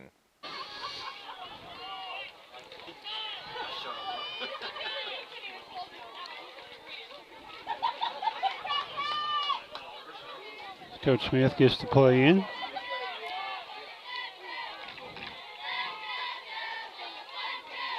Griffin comes in motion. Gavin Hooten on the handoff up the middle, fighting for yards down to about the 20-yard line. It brings up second down for the Wildcats, and that may or may not be the last play of the third quarter. Second and 3 for the Wildcats. Coach Smith maybe want to get it in. He does. Gavin Hooten on the carry up the middle, down to about the 16-yard line. There'll be a first down. We're going to jump now to the other game of the week. The Noble Bears, ranked 9 in Class 5A in the preseason, versus the 4A Tuttle Tigers, who in the preseason were ranked 5 in Class 4A. They are just now coming out of halftime. Night, and then our man Jackson Stewart in there as well with Scruggs. So nice start on that first down play here in the second half. We're definitely bigger up front right now, guys. Yeah, just get a little more. Yeah, you just got to try to clog them holes a little bit. Oh, the ball was snapped a little bit low. Dennis rolls to his right. Open receiver on the outside. Trevor Rudds right there for a tackle. Joey Bear Joey Bear flew upfield there anticipating a run, and that left a little throwing lane there right to number 9. That's Mark Douglas. Good ball there by Dennis. Kind of a bad snap, but he adjusted and made a good throw. Yeah, he's a good quarterback, man. The kid's a pretty athletic kid, and throws a nice ball on the run especially. I saw a couple of bootlegs against Cash and stuff that he had to do, but tonight he's just been able to turn left and turn right, hand left, hand right. Yeah, I know it. And here you go. There's the right. Man. That's number 11 on the outside. We're just not setting that edge over there, Shane. Yeah, we're getting caught up in the middle. Exactly. Here you go. You can they're just kind of snapping it, and they're just sealing him off right there. I mean, yeah, Scruggs is getting sealed off and just getting drove down the field about 4 or 5 yards. So when you see those replays and they kind of slow down like that, man, that's a telltale right there. What's happening? Try to keep that outside arm free there. It's kind of. That's 9 yards on first down. Yes, Shane. sir. Yep. Yeah. Looks like there's going to be a handoff over on the left-hand side, or right up the middle. A little bit of a bobble there. Yeah. So Falwell almost hit the turf. Dennis puts it in the basket there and almost popped out. So no gain on that second down play. Brings up third and the short one. Yep. Be nice to, they're this is going to be two downs here for sure if they don't get this one. They're obviously going to go for it. So watch it roll out. Watch the ball. Watch the ball. Watch the ball. Watch the ball. Dennis. Don't. Yeah, just get back. He definitely hollered that out. That was a very good senior play right there. Yeah, it was. Yeah, he tried to get him to jump. Yeah, brings number 10 in motion. Looks like the power's right, and they hand over to McAdoo over on the right-hand side. Hole's wide open. Yeah. He gets tackled about maybe about an 8-yard gain right there. Yep, so short third down play, just a give to McAdoo over to the right side. And, again, just watch him move his feet, go straight north and south, and just doesn't stop churning those legs, man. And he's just tough to bring down. So you're going to have to hit him low. Again, don't hurt him or don't hurt the knees, but you tackle him low, and he will come down. Because obviously up top is not working. Well, he's definitely a tall runner. He runs up and down. There's Falwell. There's a little cross buck, number 14, Falwell. Brandon Harper carries him all the way into the end zone as he scores. Yeah, it's a long run. I mean, maybe 2 kids touched him. Just, guys, it's going to be a long second half if that continues. It's just not much to that. I mean, We're going to jump over now to the 2A matchup of the Washington Warriors, who in the preseason were ranked 1 in Class 2A, versus the Jones Longhorns. That score at halftime was a close match at 13-14, with Jones in the lead coming out of half. Ball pretty well. Hudson and Cole. I keep saying this. You got Alexander down here on the bottom of the screen. Got Nate Roberts on the top. Might be a jump ball right here on the bottom. Cantrell takes the snap, looks left, throws it on the poster out. Incomplete. Had a man open. Missed a little bit high. It's all right. That's where you want that ball. You want it out of the defender's hands. Let your playmaker go up. Try to make a play on it. Guys, if you look, though, the defender's only guy, and he's behind him. You throw that one, make him come back and get the ball. Yeah. Third down here for the Warriors. 3rd and 8. Jones fans are on their feet. Yep. They know it's a big play.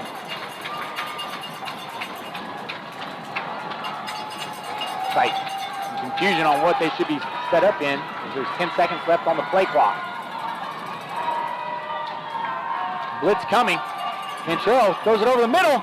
It's caught.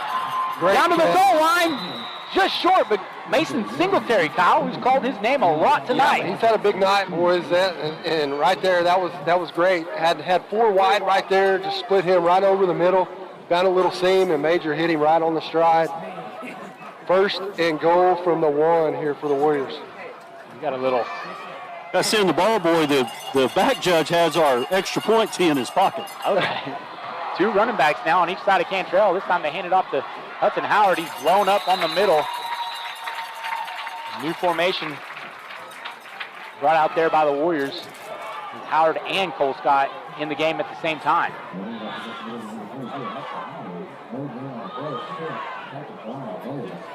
2 minutes to go in the quarter. Well, one play shut this stadium down. They were up on their feet a while ago. 1st and goal. They're a little bit more quiet here. Cole Scott looking for a hole. Keeps it back, moment, touchdown, Warriors! 2-yard touchdown plunge by Cole Scott. His 4th touchdown on the season. Have to see that from the senior running back. We're going to switch back over to the Class B matchup of the Ringwood Red Devils versus the Covington Douglas Wildcats. 2 receivers split to the left, 1 to the right. Meyer takes the snap, takes it himself up the middle. Gain of about 12 on the play. 1st down for the Red Devils. Jackson Meyer on the quarterback keeper, brought down by number 20, Cash Pearson. The 1st and 10 for Ringwood.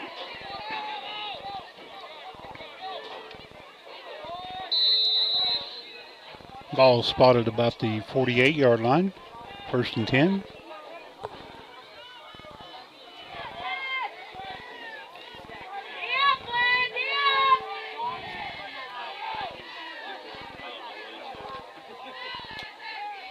Meyer takes the snap. He's back to pass.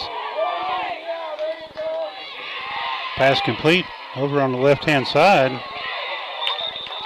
There is a flag on the play. That's going to be a hold. It'll be a 10-yard penalty from the spot of the foul. Replay 1st down.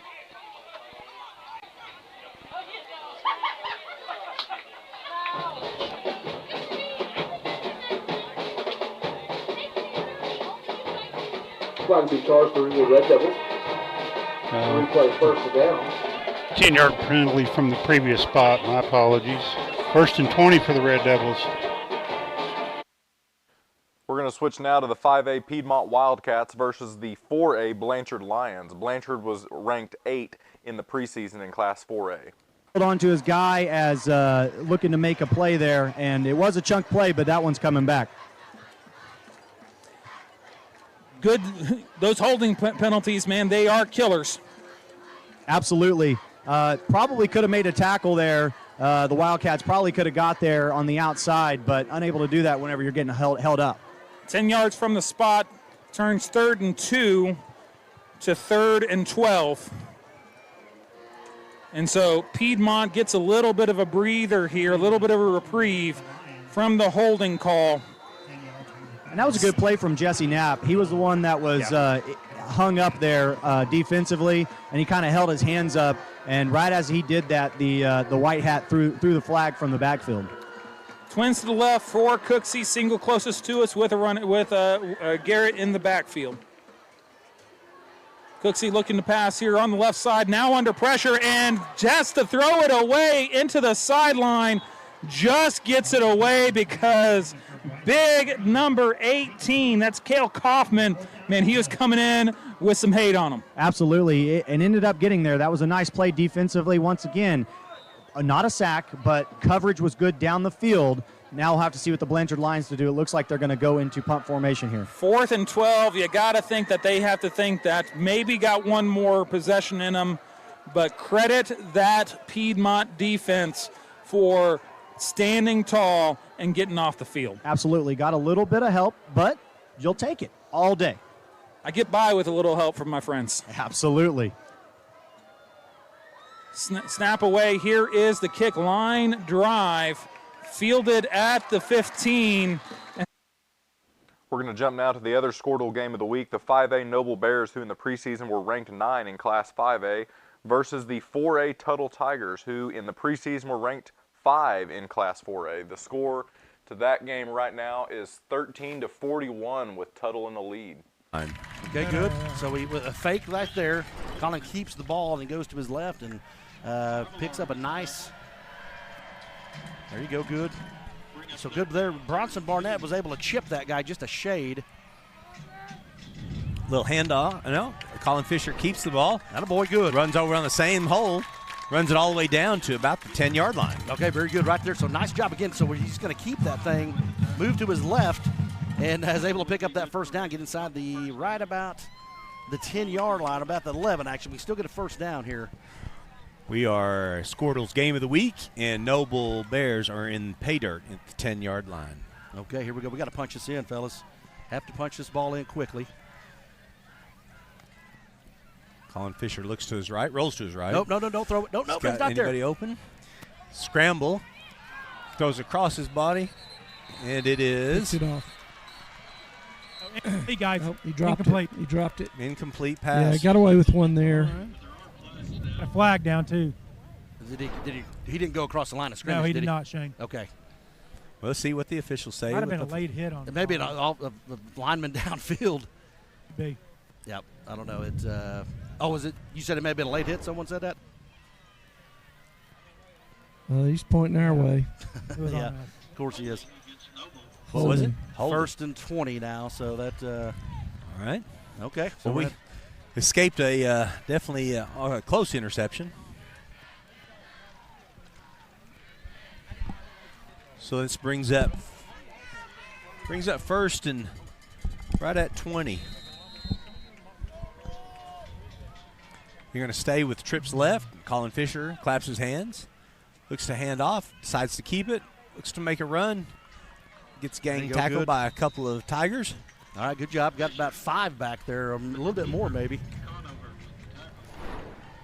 So there you go, just kind of some tough running yards there.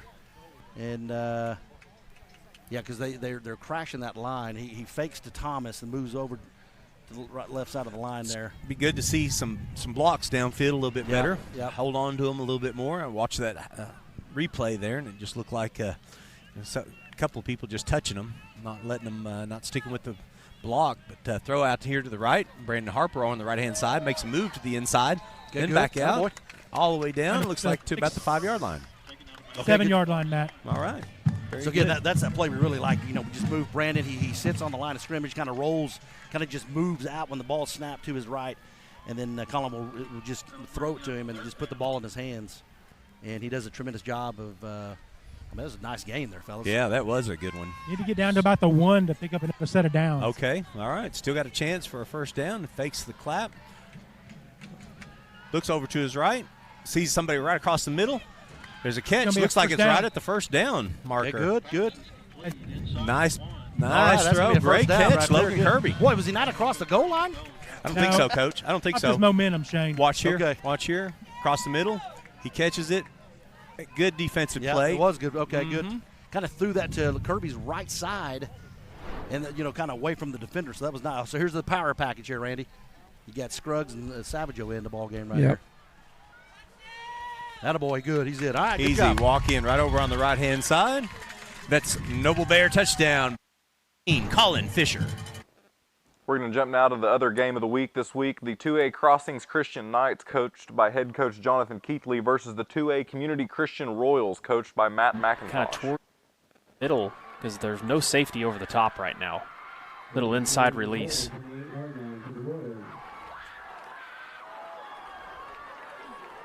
We just got to throw it up to Holt in the end zone. Nice he catches ball. it. What an adjustment. Nice play from Tag Holt on the pass from Zach Darden. And they go to him in the one-on-one scenario, and that is a touchdown, 22-6. See how much I know?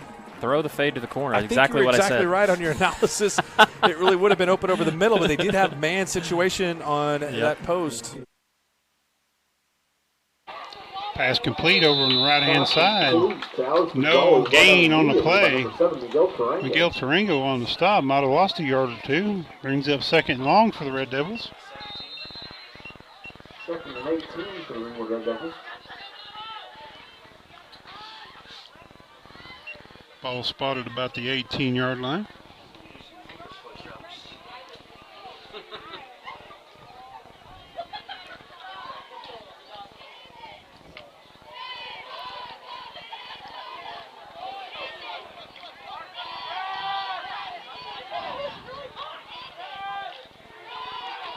Got a reverse.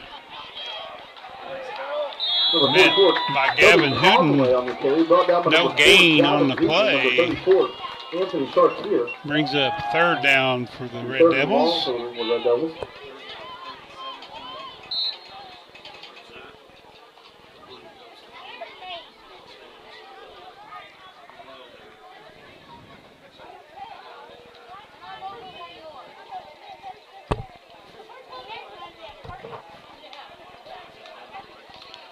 Two receivers split to the right, empty backfield for Meyer.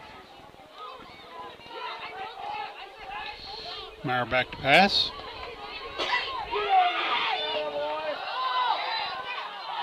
Pass broken up by Gavin Hooten. Brings up 4th down for the Red Devils. That was a nice recovery by Hooten there.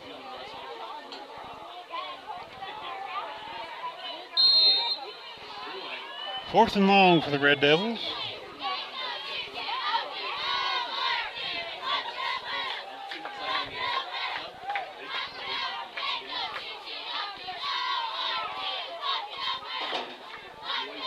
Empty backfield for Meyer.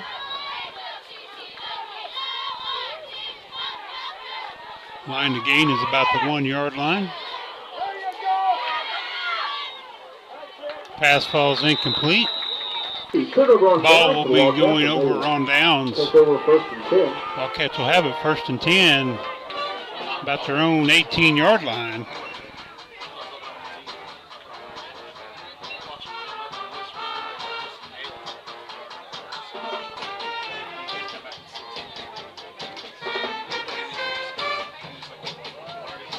Got an injured player on the field. We're going to go now to the 2A matchup of the Washington Warriors, who in the preseason were ranked 1 in Class 2A, versus the unranked Jones Longhorns, coached by Kevin Witt. The score to that game is currently 26-14. Two receivers to the right. Single receiver is Braden Scott. Coaches didn't like the way they were lined up right there. Looked like Hendricks was bracketing Braden Scott. A little adjustment by the Warrior defense. We'll take a break. Warriors lead 26-14. Our proud sponsors of the Washington Warriors.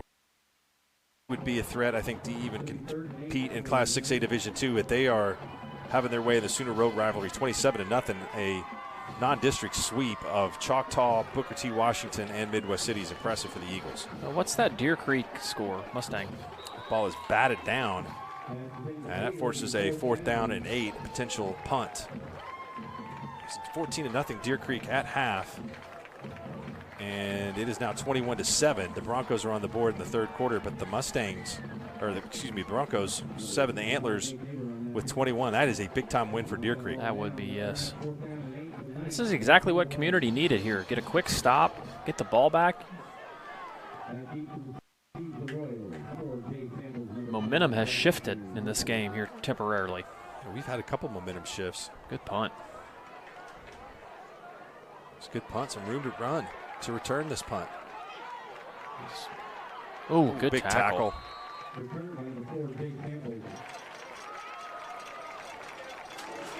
Really good tackle there for the Knights. We'll give. The Warrior defense bring up 2nd and 8 with 10 minutes and 19 seconds to go in the ball game. What play was that? That looked like a bubble. Same formation.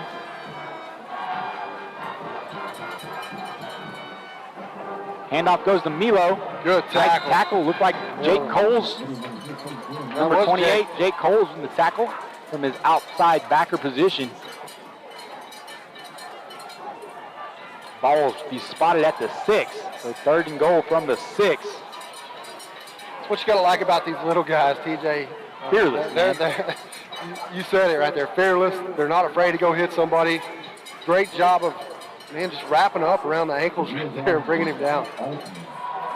And Love, every time I see him on the field, the first year I was at Washington, he was on crutches because of his hip injury, and he's had a long battle back. Now he's out here playing big boy football. As they throw the fade route, good coverage there by Marlon Moore. Looked like a little bit of miscommunication there with the receiver and the quarterback. I'm not sure what they were trying to do there. Almost looked like a little go out and sit, hit him, or maybe a little give and go. A little corner route trying to the quarterback threw it quick before he even thought about making a cut, and then threw it five yards out of bounds. They almost threw it to you. 4th down. Ball is at the 6-yard line. Warrior defense looking to get off the field one more time. As Creasy takes a snap, looks right. Pass is broken up and almost intercepted. Good play by Ben Vaughn, jumping the route. If he would have picked that, there wasn't going to be nobody that caught him. Great play by the Warrior defense. He had 6 on his mind, and then Cole Beller really got the rebound. Yeah, I would have put my paycheck from this broadcast on there, and nobody was going to catch it. Warrior offense take over at the 6-yard line. Let's see, guys, if all that running game ball control right here, breaks guys. this game open right here. We need a couple of first downs. It's a great drive to just pound the ball, get a couple first downs, run some clock. Cole Scott behind Cantrell as they send man in motion. Tries to run it up the middle. Officials move about a half of a yard. Bring up 2nd down and 9. Middle's just not there tonight, guys.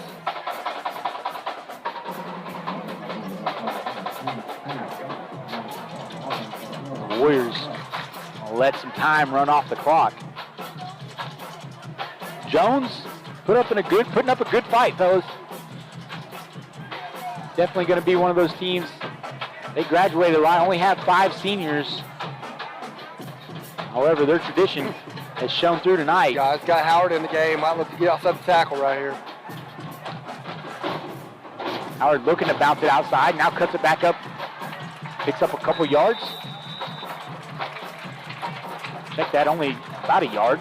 Looks like he fell forward to the 10. Ref spotted at the 8, so only about another half yard. So it's going to be 3rd and 9. Take care of the ball right here is the big thing. Yeah. No turnovers. Let your defense continue to work as they've pitched a shutout so far in this second half.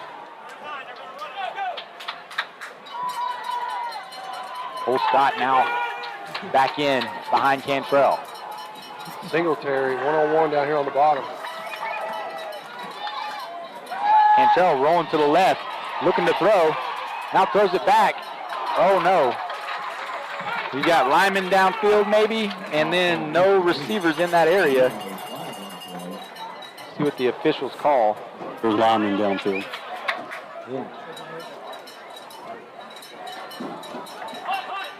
Good job by Cantrell just throwing that one away. Well, that play was designed to have Cooper was supposed to release outside and come up the sideline. He cut in and went inside. Everybody went inside. Yeah, there was no receivers there. Cantrell just threw it away. Smartly. Time for a big punt, guys. Thomas with the punt. Nice. Line drive. Fumbles it.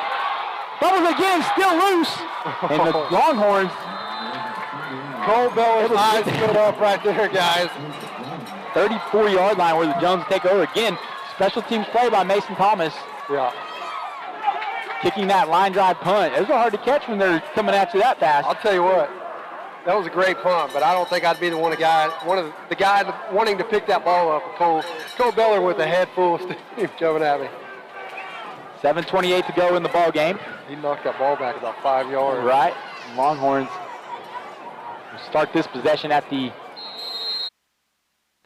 We're going to go live now to the Class A Hinton Commons, who are ranked 7th in the preseason, coached by Grant Potter with a record this year of 2-0, versus the 2A Hennessy Eagles, coached by Paul Hicks with a record this year of 1-1. Taylor Ladwig on the commentary. And it will be a third down. Seth was wide open, but that ball was underthrown. It lets, I keep forgetting that guy's name, Roderick Sowers, catch up to it. And essentially at that point it was a 50-50 ball. Roderick played pretty good 50-50 defense.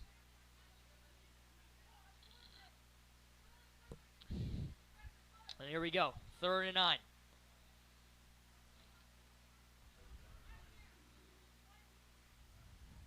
And it will be a slant overthrown. And it's a 4th and 9.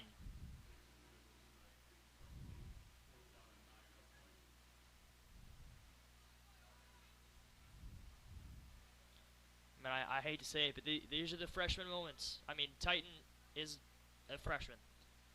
And the punt team will come on. But that's two missed throws. One would have probably been for a touchdown. That one probably goes for a first down. If it doesn't, they at least are in position to go for the 4th down. Go for it on 4th down. Ooh, good punt by Seabass. And We're going to jump now to the Skordle game of the week, the Crossings Christian Knights versus the Community Christian Royals. Is it Nair or near? I believe it is near. Okay.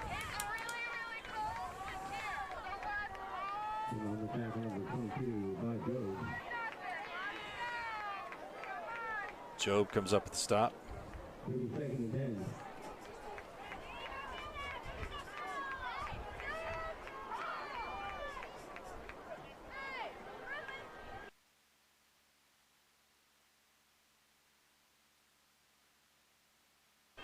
Got to give a shout out to the Crossings administration for providing us with a great spot to stream from. Big mistake on the snap. Be interesting to see if they can get a stop here.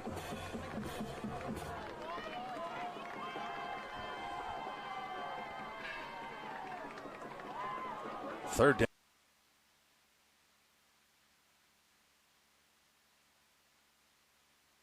Down and long, and they're content just to hand it off to Near. By Job is chasing him down and gets him from behind at the 47-yard line. So it looks like the Royals are going to get the football back here with 8:17 and counting to go in the 4th.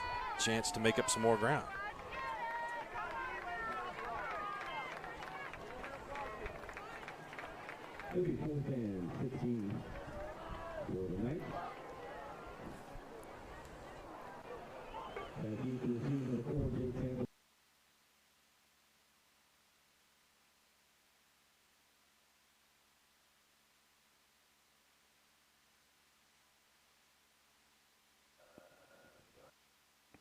We're going to jump now to the 5A Piedmont Wildcats versus the 4A Blanchard Lions. Blanchard being ranked 8 in Class 4A in the preseason.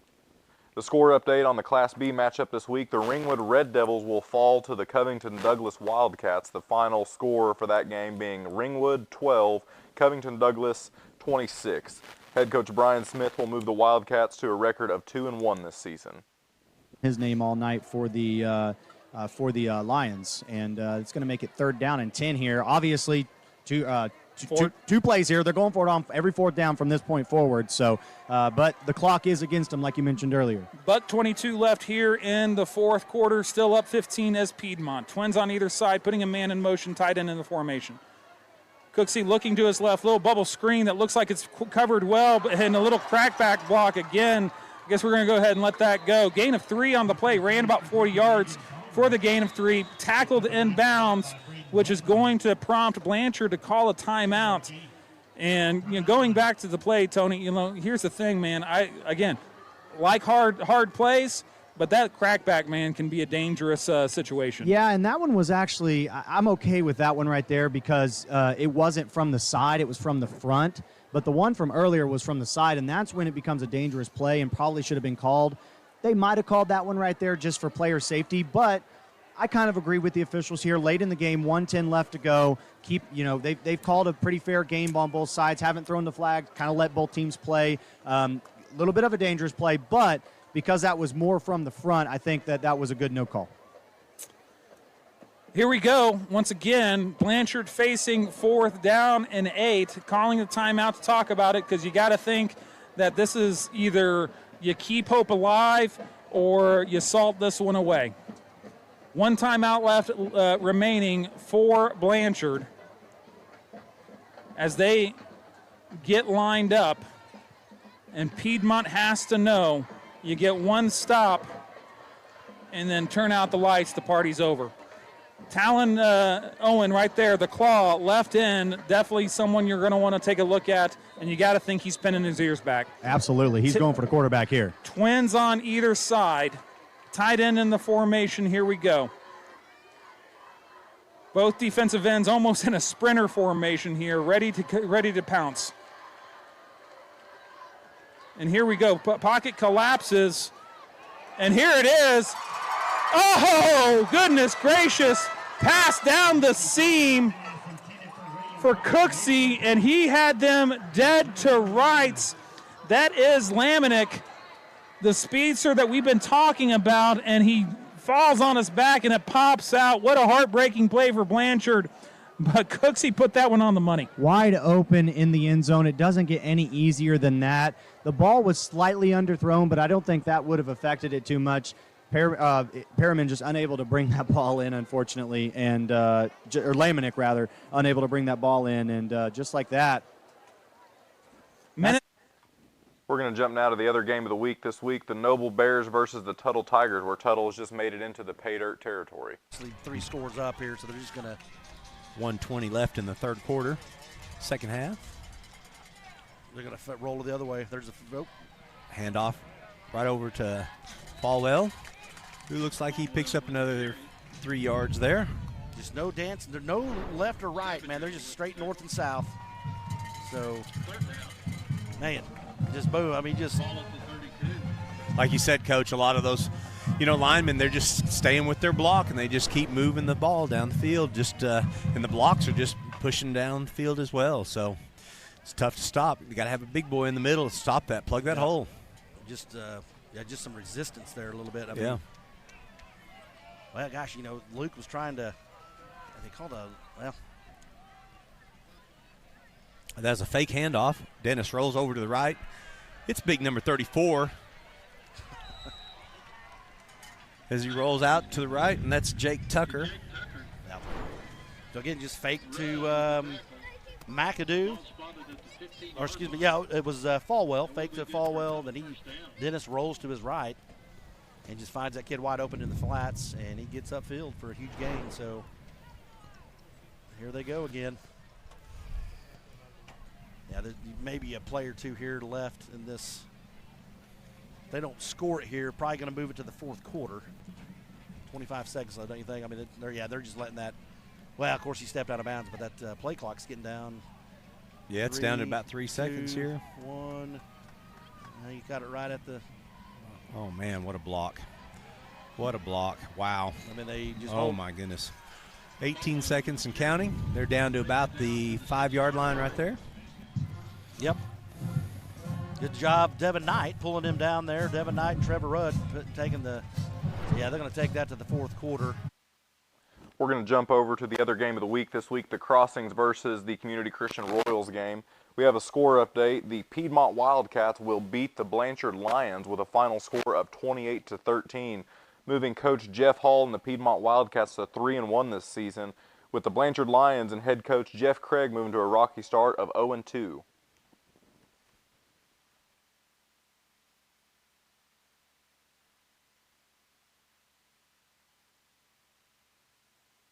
Just under 3 minutes and 40 seconds to go left in the ball game.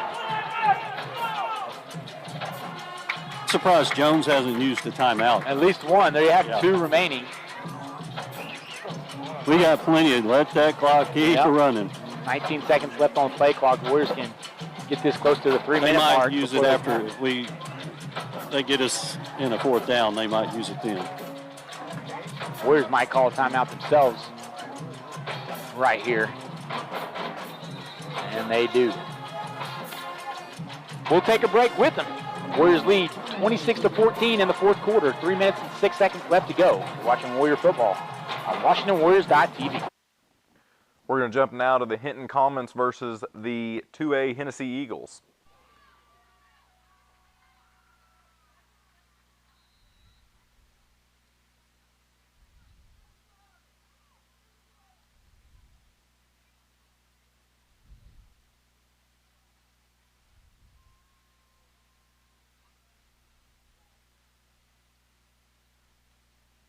First and 10 from Hinton's 49. And it will be a slant to Seth. Ooh. He lost the ball at the end, got right back on it. And it will be a first and 10 for the Eagles.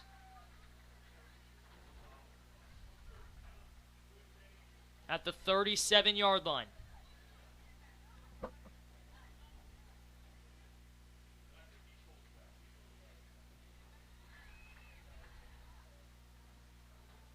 Six minutes, 40 seconds left. The Eagles. Well, the thing that we got to do is just be smart here. We don't want to have a pick six. You know, you don't want to. The worst thing, give up a safety is really not bad. Yeah. Right. No tight end pass here. No tight end passes. They come out in the spread. They send Singletary in motion. Handoff goes to the senior, Cole Scott. No, he fakes it. Mason kicks right down the 30-yard line. He's at midfield. Let's see if they can catch him. I don't think so. 20, 15, 10, 5, touchdown Warriors. Great play call right That's there. That's exactly what I would have called. You have been doing nothing up the middle all night. Give him a little fake, and Major takes it to the house. 98 yards, maybe 99 for the quarterback. We'll give him 99. Give him 99. We'll see what Bob says, Hey. but I think 99. I for sure thought Cole Scott had the ball there.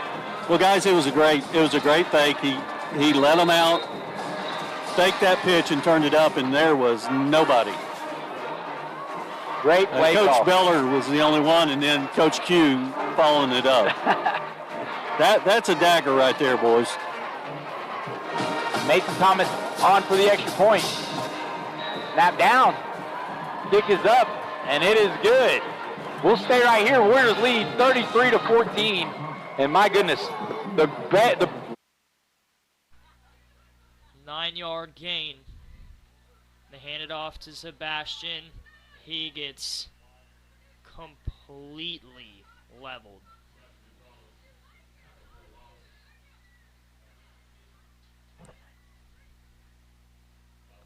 And it'll be a tackle for loss. 3rd and 8.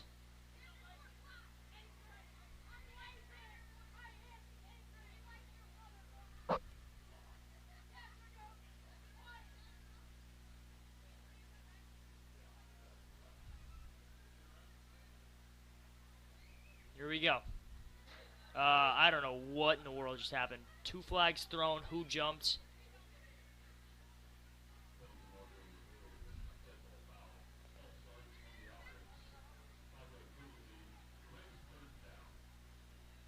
And it will be on the Eagles, 3rd and 12.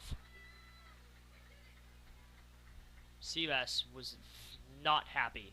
It'll be 3rd and 13, not 12. Still, clock keeps winding down.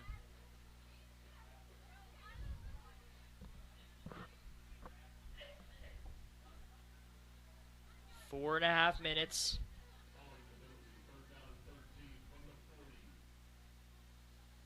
And it will be a play action. And that one is, what a ball! Kevin Trillo breaks off a tackle. And touchdown! Kevin Trillo. His 3rd of the season. And his 1st of the game. A 40-yard touchdown for the sophomore receiver. On the out route. Good ball. And Kevin had to break off one. And he went all the way for the touchdown. Eagles.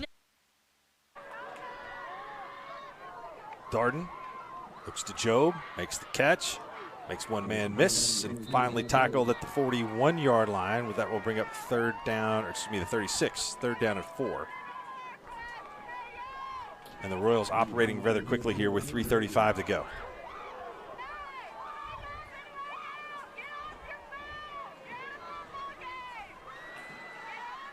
Darden looking to his left, throwing it up in the air into double coverage and intercepted. What a great play.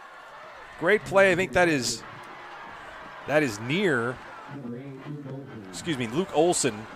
Hard to see across the field there. Luke Olson credited with the interception. He caught the first touchdown pass of the night and then picks that off. We've got the official having a conversation here with the entire offensive line for Community Christian. I don't know what that is all about, but this is big-time defensive play by the Knights. Yeah, that could do it. And once again, it's the defense for Crossings coming up big in this game. Very opportunistic defense. We have a final in from one of our pay dirt games. Piedmont, congratulations to the Wildcats. They knock off Blanchard 28-13. And Piedmont improves to 2-1 after a season opening loss to Noble. It's another one of those teams in the rugged Class 5A. Handoff goes to Silas Noble, trying to stay in bounds, and he's dragged out at about the 38-yard line. One of his teammates coming over to his defense over there. Clock will stop on that out-of-bounds play. Tuttle exploding on Noble tonight, 55-27.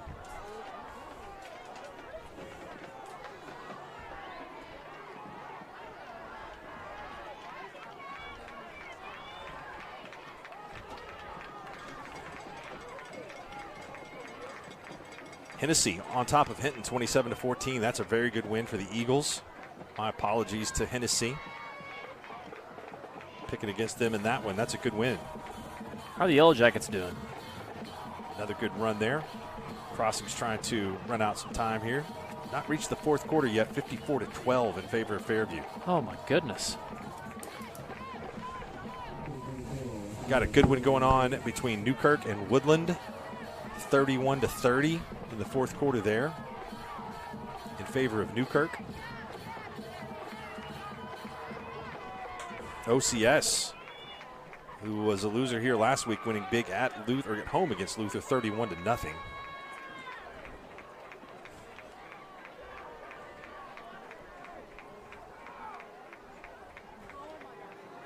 Handoff goes to Silas Ward. He's stopped in the backfield, and there will be a timeout for the Royals here. We'll take it with them. 22-7, 2:22 left on the clock. Dr. Devin Nightingale is your chiropractic choice. And get hands on them, so that'll be a turnover on downs. Ball is placed at the NRC 38-yard line, and that's where they'll start with 2:16 left in the 3rd, down 55-12. But it's not all that we are. We care. We'll stand beside you throughout the entire legal process, not just as lawyers, but as your friends. We are Maples, Nix, and Dieselhorst, and we are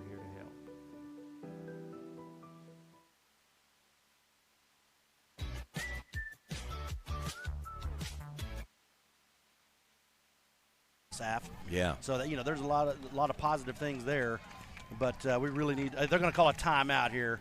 I think give a little bit extra breathing room, and maybe Colin. I think he has some blood on his left arm. I got you. So that's kind of why they had to put a little black tape on his. Yeah. So he's all right. Yeah. Well, want to give a shout out to all the folks watching right now, all over. There's there's several thousand people I got a watching shout out, right Matt. now. Sure. Anniversary to Teresa DeBus. 26 years. You say 56? 26. 56. Okay, I thought you were. DeBus will kill me. I'm about to say. So, looks like Bear is. What did he do? Marry her when she was 8? Yeah, that's what Be careful, Randy. Yeah. Congratulations to Mike and Teresa DeBus. They're good friends of ours. They live in our neighborhood, so we've done a lot of things with them, and I hope they have a good weekend. All right. So that'll set up a first down. So here Joey Bear is in the game. I think Colin's okay. They just had to they had some blood issues on his right arm. I think he'll be fine. He's a tough kid. He's taken a lot of, tough hits and just gotten right back up after him, man. I mean, he's just a tough player. He's a great athlete. Bring Brandon in motion here. There you go. Let him just run the ball. Oh, there you go. Run it. Joey Bear, best thing right there. Take off running. Okay, good. Not bad, Joey. Make a quicker decision. About 3 yards. All right. Okay, so here comes Collins back in the ball game. So good job, Joey Bear, though. The kid, when he had his opportunities, he's had 3 or 4 plays, and they've all been positive. Right. I mean, he's done a really nice job of extending the play a little bit, not having any negative yardage, right? Right, So yeah. good. Yeah, Joey, again, is he's just a junior. So we're looking for Joey Bear probably next year. Yeah, absolutely. Underneath center.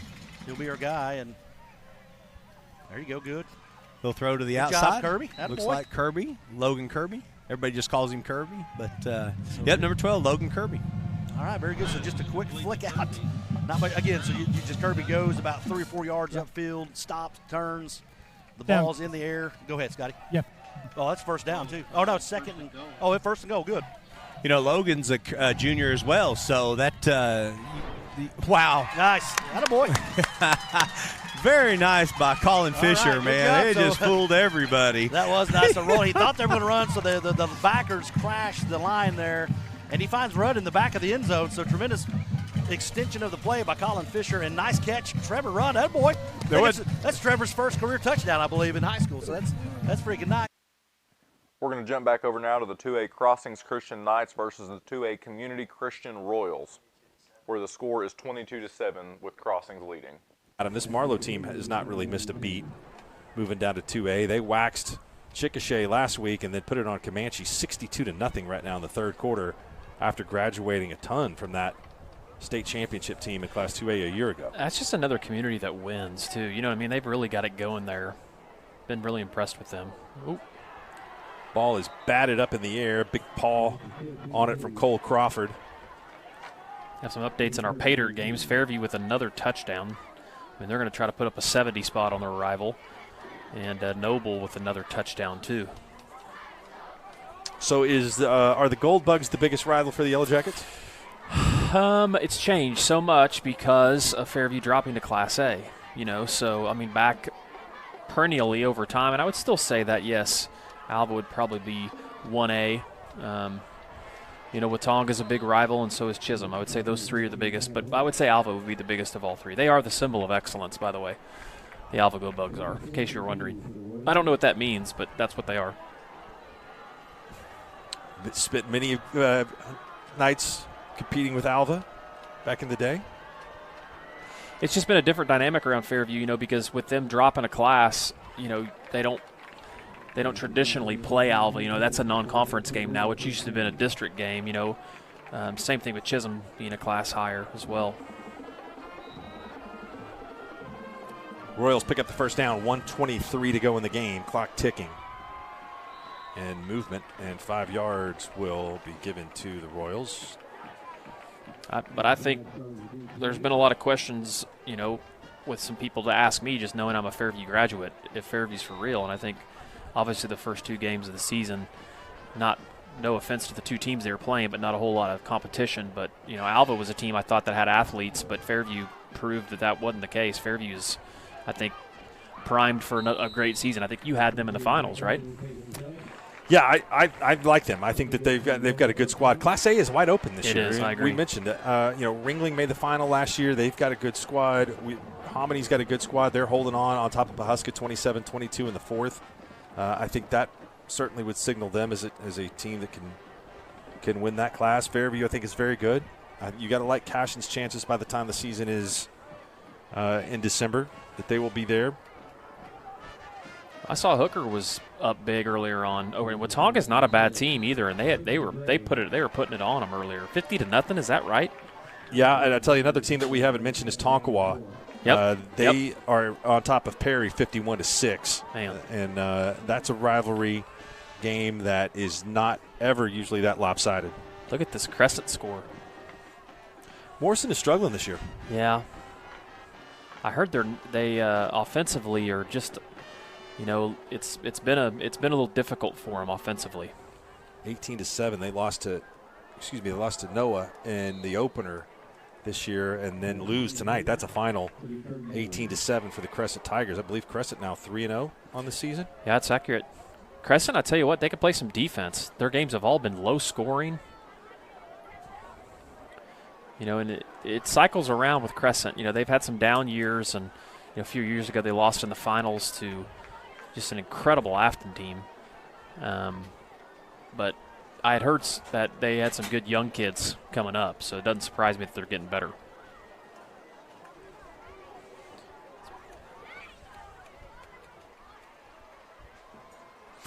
Another poor snap, and that's been a problem that's plagued the Royals all season long, and Darden just has to fall on top of it. We are under a minute to go here, 22-7, and that brings up a 4th down and 9, and they're going to try to hurry up and engage this one.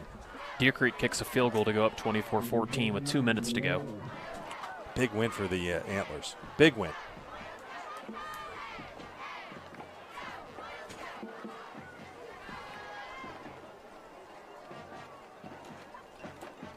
Darden drop backs to pass, throws one up, and it is incomplete. Went off the hands of Peyton Brady trying to get his second interception, and Crossings is beginning to celebrate. Hard-fought game. Both teams really played tough tonight, and I think overall it was just too much physical force from Crossings up front. Yeah, I'm very impressed with Crossings, and I'm also impressed with them, what they were able to do offensively, having lost their starting quarterback. I mean, obviously, everyone knows what a quarterback can do at any level in this game, but losing a starter and big props to Bennett Baker. I thought he did a really good job and managed the game really well. Didn't make mistakes. Threw a long touchdown pass, but it's been the defense. That's been the whole story of the game. And now victory formation for Crossings Christian, and credit to them tonight. It was a big win. They started off with a nice run from Justin Walraven from 47 yards away. Got their second score on an interception return from Silas Ward, and then the first score from Luke Olson on a pass from Bennett Baker, second on a Walraven run, and then third on a Ward interception return. Community Christian's lone score of the night, touchdown pass from Zach Darden to tag Holt, and for the 4th time in 5 tries, Crossings Christian emerges victorious over Community Christian at 22-7. Adam, any final thoughts? No, hard-fought game. Really impressed by Crossings here tonight. I think that'll go ahead and end it for the first Skordle game of the week. The Crossings Christian Knights will now move to 2-0 on that season. Congratulations, Jonathan Keithley. The Community Christian Royals will now move to 1-2 on their season. Again, the final for the Crossings game is 22-7. We're going to transition now to our other game of the week, the Noble Bears, who are ranked 9 in Class 5A in the preseason, versus the 4A Tuttle Tigers, who are ranked 5 in the preseason in Class 4A. It's kind of hard to tell on that. Coach, can you talk about, and I don't think that our audience had a chance to hear you say that at the beginning of the game when you talked about how many wins that this program has had. And, this is this Tuttle team is, they're state runner-up last year. The only game they lost last year was in the state championship game. And I think a lot of these kids had a chance to be a part of that team and And, man, I mean, they look to make probably a pretty decent run this year. Oh, sure, absolutely. But, yeah, what we were kind of going over early on is that, since 1988, across all sports over here at Tuttle, they've won 76 state titles. 76 in Class 4A and well, 3A2. I think that's probably a combination of 2, 3, 4A. Oh, 2. Stretching back to 88. But I don't know what year or what class 88 was. But their first one was a baseball title. Oh, okay. Scott Moore was on that team, and but no, they just 39 wrestling championships. Goodness gracious. The cheerleading's outstanding. Baseball's good. So just a good program, man. That. Hopefully, keep building on what we have, and maybe someday we get to that point. Absolutely. So, well, it's just great that this competition is happening, that we get a chance to play against them, so we can, we know what it's like, to play against a team like this. We don't get a chance to play against a Bixby. We don't get a chance to play against a Carl Albert very often, if ever, except maybe we might see them in the playoffs. So it's good to see a program like we discussed. These are powerhouse teams, powerhouse programs, and this is what it looks like, Sure, man, and the bought in, the tradition is. And gosh, I don't want to take anything away from Coach George, because he's done a tremendous job the last 8 years, and he has it rolling too. I mean, obviously the state championships are not there for us, but we've had a really nice run here. Absolutely. And so you just got to keep on playing. And, Number 8 rolls around and goes touchdown for the Tuttle Tigers. Ramsey Judkins, sophomore, so he'll be around for a couple more years as well. It's going to bring the score 61-34. Yeah, this is there they go. 4 minutes left in the fourth quarter.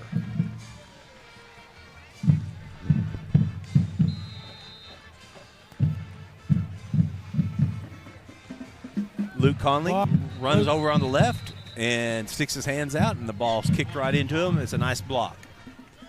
Good job, Lucas. That boy. So get that block there, and we'll get the ball back. 3:59, and let's see if we can go score. There's no quit in him. That's right. No quit. All grit. We'll be right back here at noblebears.tv.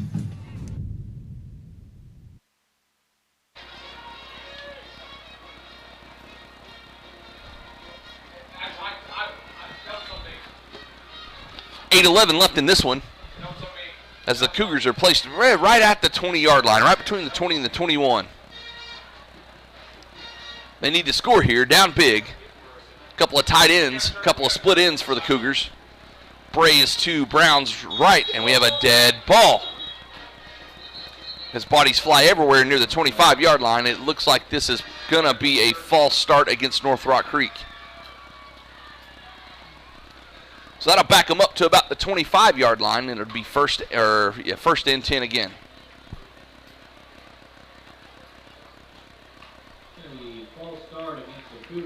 So I'll get my little plug in for the night. Tomorrow, you guys need to watch the OU game if you can. I think it's on ESPN Plus. My son's the drummer here in Prague, and he's going to be on the field playing with the band at Band Day tomorrow as OU takes on Kent State. So it's kind of exciting to get to see your kid get to play with the OU band tomorrow. He's got to be there really early tomorrow, so we got to get up and go out there. So don't forget to watch, see if you can pick out Trell out in the crowd. All right, tight formation for the Cougars as the handoff goes up the middle for a few yards to about the 24-yard line. I think that was Bray, number 20, that had it for the Cougars. Yes, it was. He goes off limping on his own power, and Hawkins will take his spot. But, yeah, it's going to be kind of cool to see your kid out there playing with the OU band tomorrow. So he's got to get to practice with them, and they feed him and all kinds of stuff. So we're excited to go up early in the morning and get to watch him do what he loves to do. All right, Hawkins and number 40, Robinson in the backfield. The handoff is to Hawkins straight up the middle. He'll go nowhere as he's met by 2 or 3 Devils. That was 88 Burris and 44 McGinnis on the stop for Prague. Maybe a loss of 1 or 2 here. The ball comes back to the 26-yard line of Prague. 7:08 and counting. 3rd and long for the Cougars. 3rd and long coming up for the Cougars. Twins left for Brown in the shotgun with Hawkins next to him. He's looking to throw. Quick throw across the middle is picked. Nolds got got it. He's going to the house, boys. Aiden read that like a book and jumped on that pass and picked it off. Touchdown, Prague.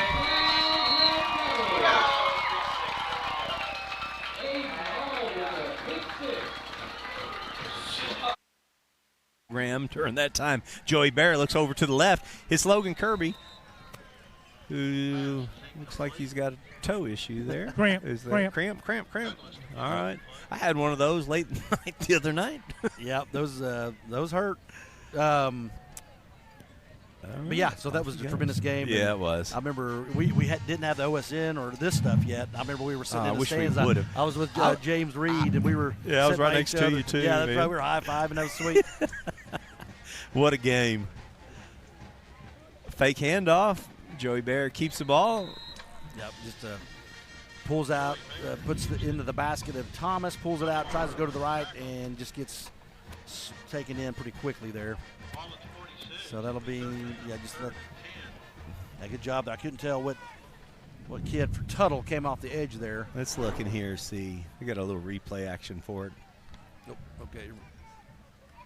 Oh, good stop. But nice throw over to Brandon Harper. Gets it at the 50. He's at the 45. Good job. What extend the play Steps right out there. of bounds and picks up a Noble Bear first down. Nice job, Joey Bear. So he just found a little, kind of cuts back to his left, finds a little running lane, boom again, and then throws it to Brandon, his little safety valve. It's a good safety valve to have. Right.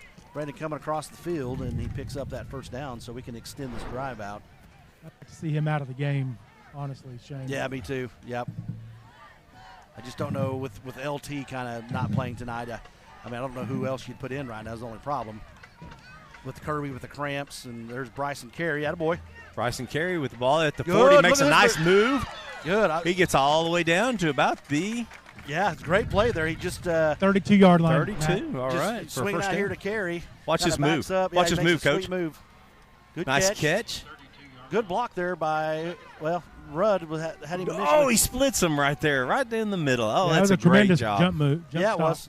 Yeah, I think he's going to see some more action because every time he's in the ball game, he makes big plays, fellas. Joey Bear looks to his right, 'cause speaking looks of big- back to his left. He's got somebody open, goes across the middle. Nope, keeps the ball, scrambles out. Looks like it's going to stop the clock. Yep. Yes. Nope. Speaking of big plays for Bryson Carey, the JV game Monday night, opening kickoff, he takes it to the house. Oh, nice. So he had a nice. It made it look easy, And too, he made it look Shane. easy, yeah. So that was with at Blanchard. So he caught it about to the 30, and he found a little seam there, got upfield, and so just a tremendous. We weren't set right there.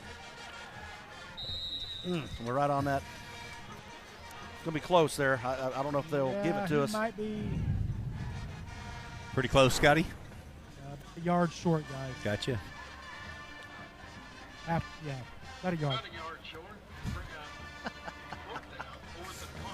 But it looks like that Piedmont team ended up beating Blanchard. Did you Did see they? the Oh, they did 28 win, to okay. 13? Yeah, they sure did. Yep. Yeah, that was. I bet that was a tough fight right there. Yeah. For sure. That makes Blanchard team starting off 0-2. Save block. Good. That's a Attaboy. first down. Hold on that ball.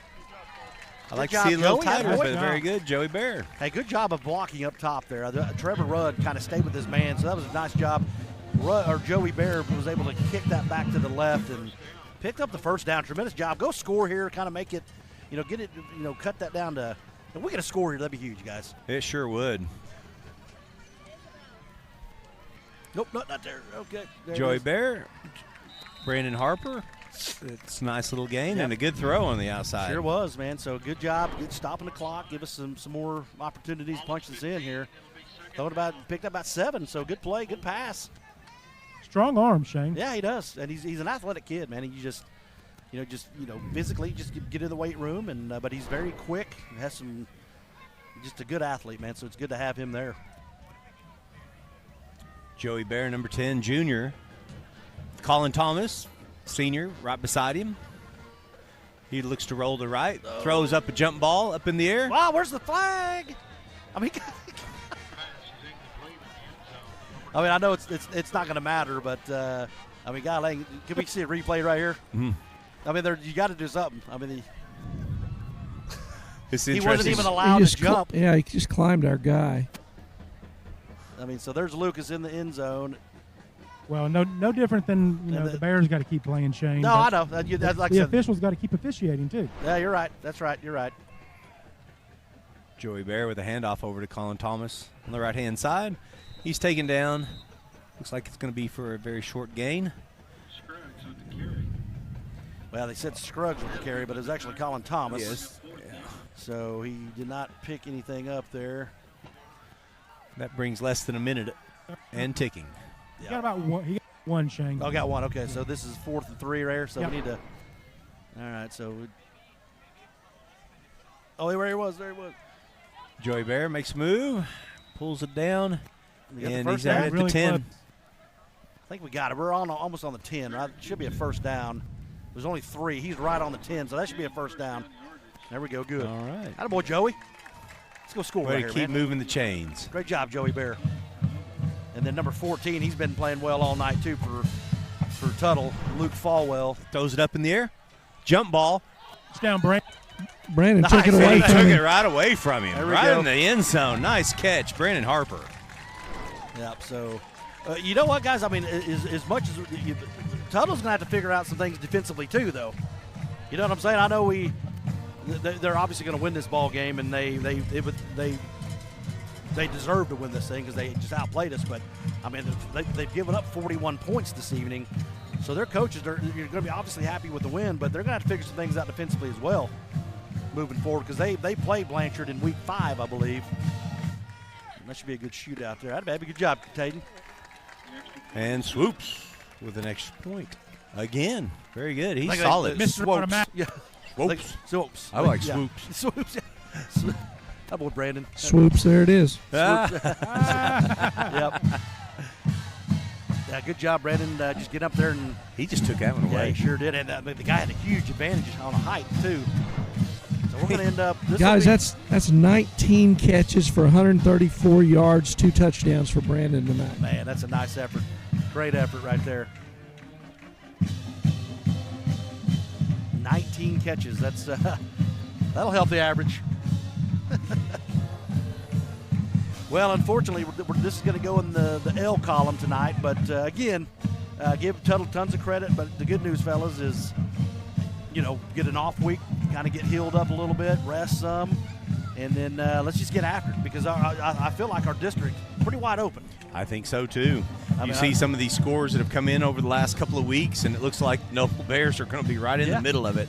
And again, they'll figure some things out up front. I mean, tonight we just kind of got exposed a little bit, but hey, it's hard, man. It's hard to play in the trenches because we like we talked about early in the season. It all starts there, right? You're looked at. You don't get much credit usually. You know what I'm saying? So, but you get. Hey, Shane. Yes. Joey Bear's first career touchdown pass. Very nice, Awesome. Joey Bear. Yeah, it's a good ball. Very positive. Ball's up and fair caught. I mean, let's see if we can see how far we can kick it one time.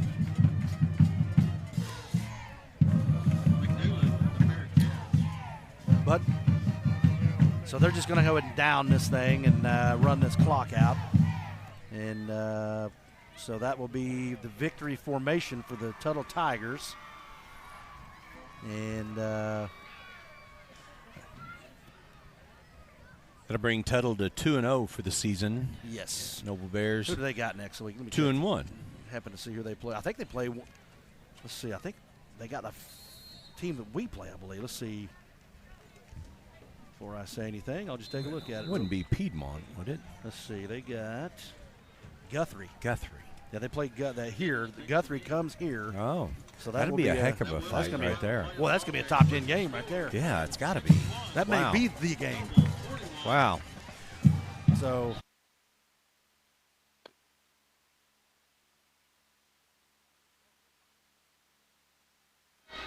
So the exchange between the center, the running back, and the quarterback doesn't fare well for the Red Devils. That'll be another turnover. 1st and 10 for the Cougars at the Red Devil 44-yard line. 3:44 left in this game. 2 tight ends, 2 split ends for Brown in the shotgun. Robinson's got the ball straight up the middle, and he'll get a yard.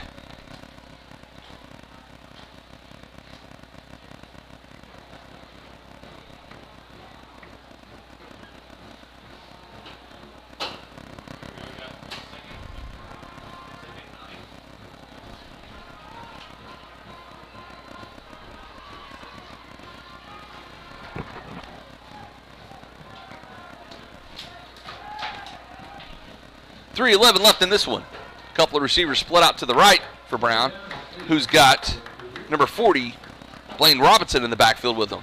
Brown's going to fake the handoff. He's rolling up to the right. Oh, he's in trouble, and he's sacked in the backfield. Who got him? Who got him? Number 15.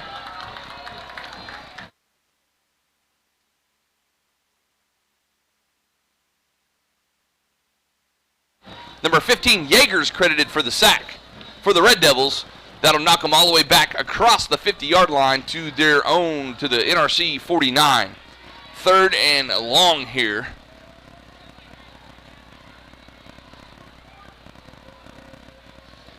Handoff is to Robinson straight up the middle, who gets most of the loss back near the 45-yard line.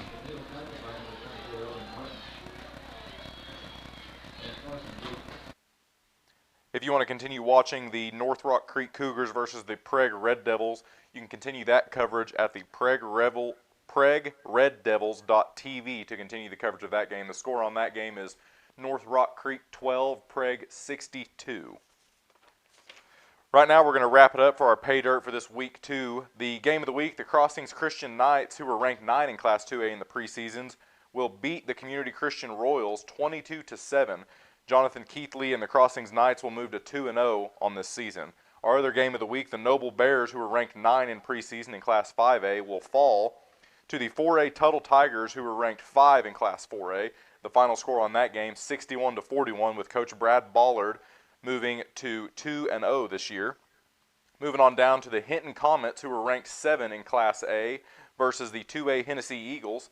The Hennessy Eagles will beat the Hinton Comets 27-14, so head coach Paul Hicks and the Hennessy Eagles will move to 2-1 on this season. Moving down to the Class 2A matchup, we have the Washington Warriors, who are ranked 1 in Class 2A by many publications, beating the Jones Longhorns 33-14, the final for that game. Coach Brad Beller will move his team to 3-0 this season. As we said, the North Rock Creek versus the Preg Red Devils, you can continue that coverage at PregRedDevils.tv. The 5A Piedmont Wildcats will beat the Blanchard Lions, who are ranked 8 in Class 4A tonight. The score to that game being 28-13. Coach Jeff Hall of the Piedmont Wildcats will move them to 3-1 this season. To our Class B matchup, we had the Ringwood Red Devils versus the Covington Douglas Wildcats. Covington Douglas will end up winning that game, and Coach Brian Smith will move the Wildcats to 2-1 this season. And the final game, or the final update we had on the Fairview Yellow Jackets game, was 60-28 as of the last update that we got, with Fairview leading, presumptively winning that game. That'll do it here tonight for the Week 2 coverage of the Skordle Pay Dirt Show. My producer Ethan Sunken and I thank you guys for joining us, and we'll see you again next week.